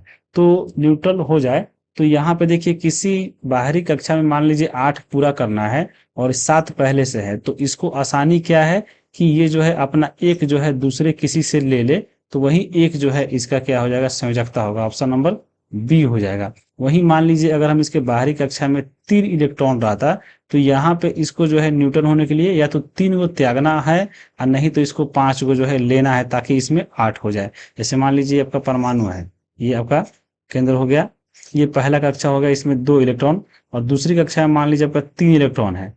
तो यहाँ पे क्या होगा कि ये 3 इलेक्ट्रॉन चाहेगा कि हम यहाँ पे त्याग दें ताकि हम अस्थायी हो जाए, और नहीं तो ये 5 को इसको लेना पड़ेगा। तो यहाँ पे 3 को त्यागना आसान है कि 5 को लेना आसान है, तो 3 को त्यागना आसान है। और अगर 3 को है तो यहाँ पे 3 त्याग दिया, तो यही 3 इसका क्या हो जाएगा, आपको संयोजकता हो जाएगा। तो यही इसका संयोजी इलेक्ट्रॉन भी होगा। तो ऐसे ध्यान में आपको रखना है। इसको हम डिटेल में देखिए पढ़ा दिए हैं, वहां से भी आप जाकर देख सकते हैं। जैसे देखिए यहाँ पे निकाल के ही बताया है कि किसमें कितना इलेक्ट्रॉन होगा, संयोजकता भी पूरा बता दिया है। जैसे देख सकते हैं ये इसका संयोजकता है, हाइड्रोजन हीलियम, ये सब इसका संयोजकता है। ठीक है। अगला यहाँ पे क्वेश्चन है 19 नंबर कि किसी तत्व के परमाणु संख्या की निश्चित किया था, यानी किसी तत्व में परमाणु संख्या कितना है वो कैसे हम लोग मालूम कर सकते हैं। तो पहला ऑप्शन है एक परमाणु में स्थित इलेक्ट्रॉन संख्या के बराबर, या एक परमाणु में स्थित न्यूट्रॉन संख्या के बराबर, या एक परमाणु के अंदर प्रोटॉन संख्या के बराबर। बताइए कि आपका परमाणु जो किसी का संख्या होता है किसी तत्व का, जैसे ऑक्सीजन है, ऑक्सीजन का जो है परमाणु संख्या 8 होता है। तो यहाँ पे ये जो हम 8 लिए हैं, किसका संख्या है परमाणु में, इलेक्ट्रॉन की संख्या के बराबर है कि न्यूट्रॉन की संख्या के बराबर है कि प्रोटॉन की संख्या के बराबर है। तो इसका सही आंसर होगा आपको ऑप्शन नंबर सी, यानी किसी तत्व का जो परमाणु संख्या होता है वह उस परमाणु में उपस्थित प्रोटॉन की संख्या के बराबर होता है। तो ऑप्शन नंबर यहाँ पे सी हो गया। अब देखिए यहाँ पे इसको हम बताते हैं कि कैसे इसको हम लोग यहाँ पे याद रखेंगे। देखिए सबसे पहले परमाणु संख्या की बात करें तो देखिए लिखा गया है कि हम जानते हैं कि परमाणु के नाभिक में प्रोटॉन विद्यमान होता है। एक परमाणु में उपस्थित प्रोटॉनों की संख्या उसके परमाणु संख्या को दर्शाता है। यानी एक परमाणु में जितना प्रोटॉन है उतना ही जो है परमाणु संख्या होता है, और इसे जेड के द्वारा जो है दिखाया जाता है। यानी आपको जो है याद रखिए परमाणु संख्या जेड से दर्शाते हैं। यहाँ पे किसी परमाणु में नाभिक में उपस्थित प्रोटॉन का जितना कुल संख्या है उतना ही जो है आपको परमाणु संख्या होता है। तो याद रखिएगा परमाणु संख्या के बराबर होता है प्रोटॉन की संख्या, यानी P बराबर Z। और एक होता है द्रव्यमान संख्या। किसी भी तत्व का द्रव्यमान अगर निकालना है परमाणु का, तो देखिए किसी परमाणु के नाभिक में उपस्थित प्रोटॉन और न्यूट्रॉन की संख्या का कुल जो योग होता है वही उसका द्रव्यमान संख्या होता है। द्रव्यमान संख्या को A से हम लोग सूचित करते हैं, यानी A बराबर N प्लस P। इसमें याद रखिएगा, बाकी इसी से आप फार्मूला न्यूट्रॉन का जो है निकाल सकते हैं, A माइनस P। तो ये आसानी है, यानी न्यूट्रॉन की संख्या जो क्या होते हैं, तो पूरा परमाणु के द्रव्यमान में से जब प्रोटॉन की संख्या घटाएंगे तो वह परमाणु जो है उसका न्यूट्रॉन का संख्या मालूम हो जाएगा। जैसे आप देख सकते हैं उदाहरण में, ये आपका उदाहरण मान लीजिए एक आपका ये परमाणु है, उसके ऊपर जो है इसका द्रव्यमान लिखा रहता है और नीचे जो है इसका परमाणु संख्या है। जैसे सोडियम की बात करें, देखिए सोडियम में जो है इसका परमाणु द्रव्यमान कितना है, 11 है, जबकि इसका परमाणु द्रव्यमान कितना है, आपको 23 है। अब इसके अनुसार जो है हम लोग निकाल लेंगे कि इसमें कितना परमाणु संख्या है, कितना इलेक्ट्रॉन प्रोटॉन है। तो देखिए परमाणु संख्या तो ये वाला 11 हो गया, जो आपको P बराबर Z होता है। यानी अब इसमें देखिए जितना परमाणु है उतना ही इसका जो है क्या होगा, इसमें इसका जो है प्रोटॉन की संख्या होगा। तो इसमें प्रोटॉन भी जो है 11 हो गया, आप देख सकते हैं P बराबर Z। इसमें इलेक्ट्रॉन कितना होगा, तो इतना परमाणु संख्या वो भी उतना इलेक्ट्रॉन होता है। ठीक है। और परमाणु संख्या आपको बता ही दिए 11 है। न्यूट्रॉन कैसे निकालेंगे, तो न्यूट्रॉन हम लोग जो है इसके द्रव्यमान में से जो है परमाणु संख्या को घटाते हैं, यानी 23 में से 11 घटाएंगे तो 12 जो है इसका न्यूट्रॉन होगा। तो इस प्रकार से जो है आप निकाल सकते हैं। बाकी यहाँ पे अब हम आगे देखेंगे 20 नंबर क्वेश्चन। 20 नंबर क्वेश्चन है कि प्रकृति में क्लोरीन जो है दो समस्थानिकों के रूप में पाया जाता है, जिसका द्रव्यमान जो है 35 U और 27 U है, जो 3:1 में होता है। तो क्लोरीन का औसत परमाणु द्रव्यमान कितना होगा वो आपको बताना है। तो आपको समस्थानिक के बारे में पढ़ना था इस बुक में, तो हम इसको भी आगे हम बात करेंगे, लेकिन यहाँ पे ये बताइए कि इसका औसत द्रव्यमान कितना होगा क्लोरीन का। पहला का द्रव्यमान जो है 35 U, दूसरा का 37 U है, और इसका देखिए अनुपात में बांटा गया है 3:1 में। तो ये आपको बुक का ही सवाल है, आपको यहाँ पर देख सकते हैं। सबसे पहले समस्थानिक समझ लीजिए, समस्थानिक क्या होता है। तो देखिए एक ही तत्व के परमाणु जिसकी परमाणु संख्या समान लेकिन द्रव्यमान भिन्न भिन्न होता है, तो उसको हम लोग समस्थानिक बोलते हैं। यानी यहाँ पे परमाणु संख्या अगर हो, बहुत सारा वस्तु जो है परमाणु है जिसका परमाणु संख्या एक ही है लेकिन उसका जो है द्रव्यमान अलग अलग है। तो यहाँ पे याद रखिएगा कि एक ही तत्व के परमाणु जिनकी परमाणु संख्या समान हो लेकिन द्रव्यमान संख्या भिन्न हो, उसे हम लोग समस्थानिक बोलते हैं। जैसे हाइड्रोजन की बात करें, देखिए हाइड्रोजन का परमाणु क्रमांक सब जगह एक होता है, लेकिन इसका जो द्रव्यमान देखिएगा तो आपको H2 भी होता है, H3 भी होता है। तो पहला जो होता है H1 जो हाइड्रोजन होता है, उसमें प्रोटॉन संख्या देखिए यहाँ आपको 1 = 1 यहाँ पे तो हो जाएगा, इलेक्ट्रॉन भी 1 हो जाएगा, लेकिन न्यूट्रॉन 0 होगा क्योंकि दोनों को घटा कर निकालते हैं। तो ऐसे ऐसे जो है आपको निकालना है। जैसे आपको यहाँ पे फिगर में देख सकते हैं, जैसे कार्बन ही है तो कार्बन के दो समस्थानिक होते हैं, एक C12 और C14, यहाँ पे याद रखिएगा, ठीक है।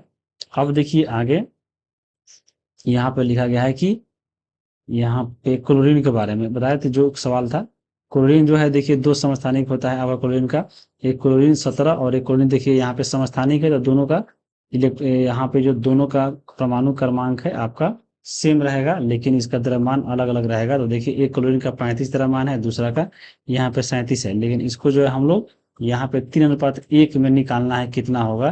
तो देखिए यहाँ पे लिखा गया है कि 35 गुने ये आपका 3:1 होता है, 3:1, यानी इसको तो बोल सकते हैं यानी 75/100 और इसको जो है 25/100। तो उसी से अगर हम निकालेंगे इसको कि यहाँ 35 वाला जो है इसमें आपका 75/100 दिया है, यानी 3:1 में है ये, तो ऐसे हम इसको गुना करके निकालेंगे तो आपको यहाँ पे 35 U आएगा। तो यहाँ पे अगर अगर समस्थानिक हो वहाँ पे तो याद रखिएगा उसके दोनों को जो है इसी प्रकार से वहाँ पे अनुपात भी दिया रहेगा, उसके हिसाब से जो है हम लोग उसका यहाँ पे निकाल सकते हैं परमाणु द्रव्यमान। तो इसका सही आंसर आपको क्या होगा, 35.5, ऑप्शन नंबर इसका बी हो जाएगा। इसको आपको याद रखना है। समस्थानिक समझ लिए कि आपका जो है इलेक्ट्रॉन या जो परमाणु संख्या है बराबर और द्रव्यमान संख्या भिन्न भिन्न हो। बाकी यहाँ पे देखिए कुछ पॉइंट यहाँ पे दिया गया है कि बहुत से तत्वों में समस्थानिक का जो है मिश्रण भी होता है। किसी तत्व का प्रत्येक समस्थानिक जो है शुद्ध पदार्थ होता है। समस्थानिकों के रासायनिक गुण समान लेकिन भौतिक गुण अलग अलग होते हैं, और यही क्वेश्चन यहाँ पे पूछ लिया था टीआई 3 के टीजीटी में कि आइसोटोप की विशेषता क्या है। तो देखिए यहाँ पे रासायनिक गुण समान और भौतिक गुण अलग अलग। तो यहाँ पे देखिए आपको भौतिक गुण जो है अलग अलग है और समान रासायनिक गुण, देखिए यहाँ पे रासायनिक गुण समान लेकिन भिन्न जो है भौतिक गुण है। तो ऑप्शन नंबर यहाँ पे ए ही मिलेगा, 88 का ए हो जाएगा। और द्रव्यमान आपको हम बता ही दिए कि औसत द्रव्यमान पूछेगा तो इसी प्रकार निकाला जाता है। एक होता है आपका समभारिक। जैसे अगर हम बात करें समभारिक का, देखिए समभारिक क्या होता है, तो इसी में छुपा हुआ है समभार, यानी किसी परमाणु का अगर भार समान है और परमाणु संख्या अलग अलग है तो उसको हम बोलते हैं समभारिक। यानी वैसा दो तत्व जिसका भार बराबर हो और उसमें जो आपका परमाणु संख्या है वो अलग अलग होता है, तो उसको हम बोलते हैं समभारिक। जैसे उदाहरण देख सकते हैं यहाँ पे कैल्शियम का, देखिए कैल्शियम का जो है परमाणु संख्या 20 है होता है और आर्गन का 18। देखिए दोनों का परमाणु संख्या जो है अलग अलग है लेकिन जो इसका द्रव्यमान है वो दोनों बराबर है, 40-40। तो इसको हम लोग क्या बोलेंगे, समभारिक।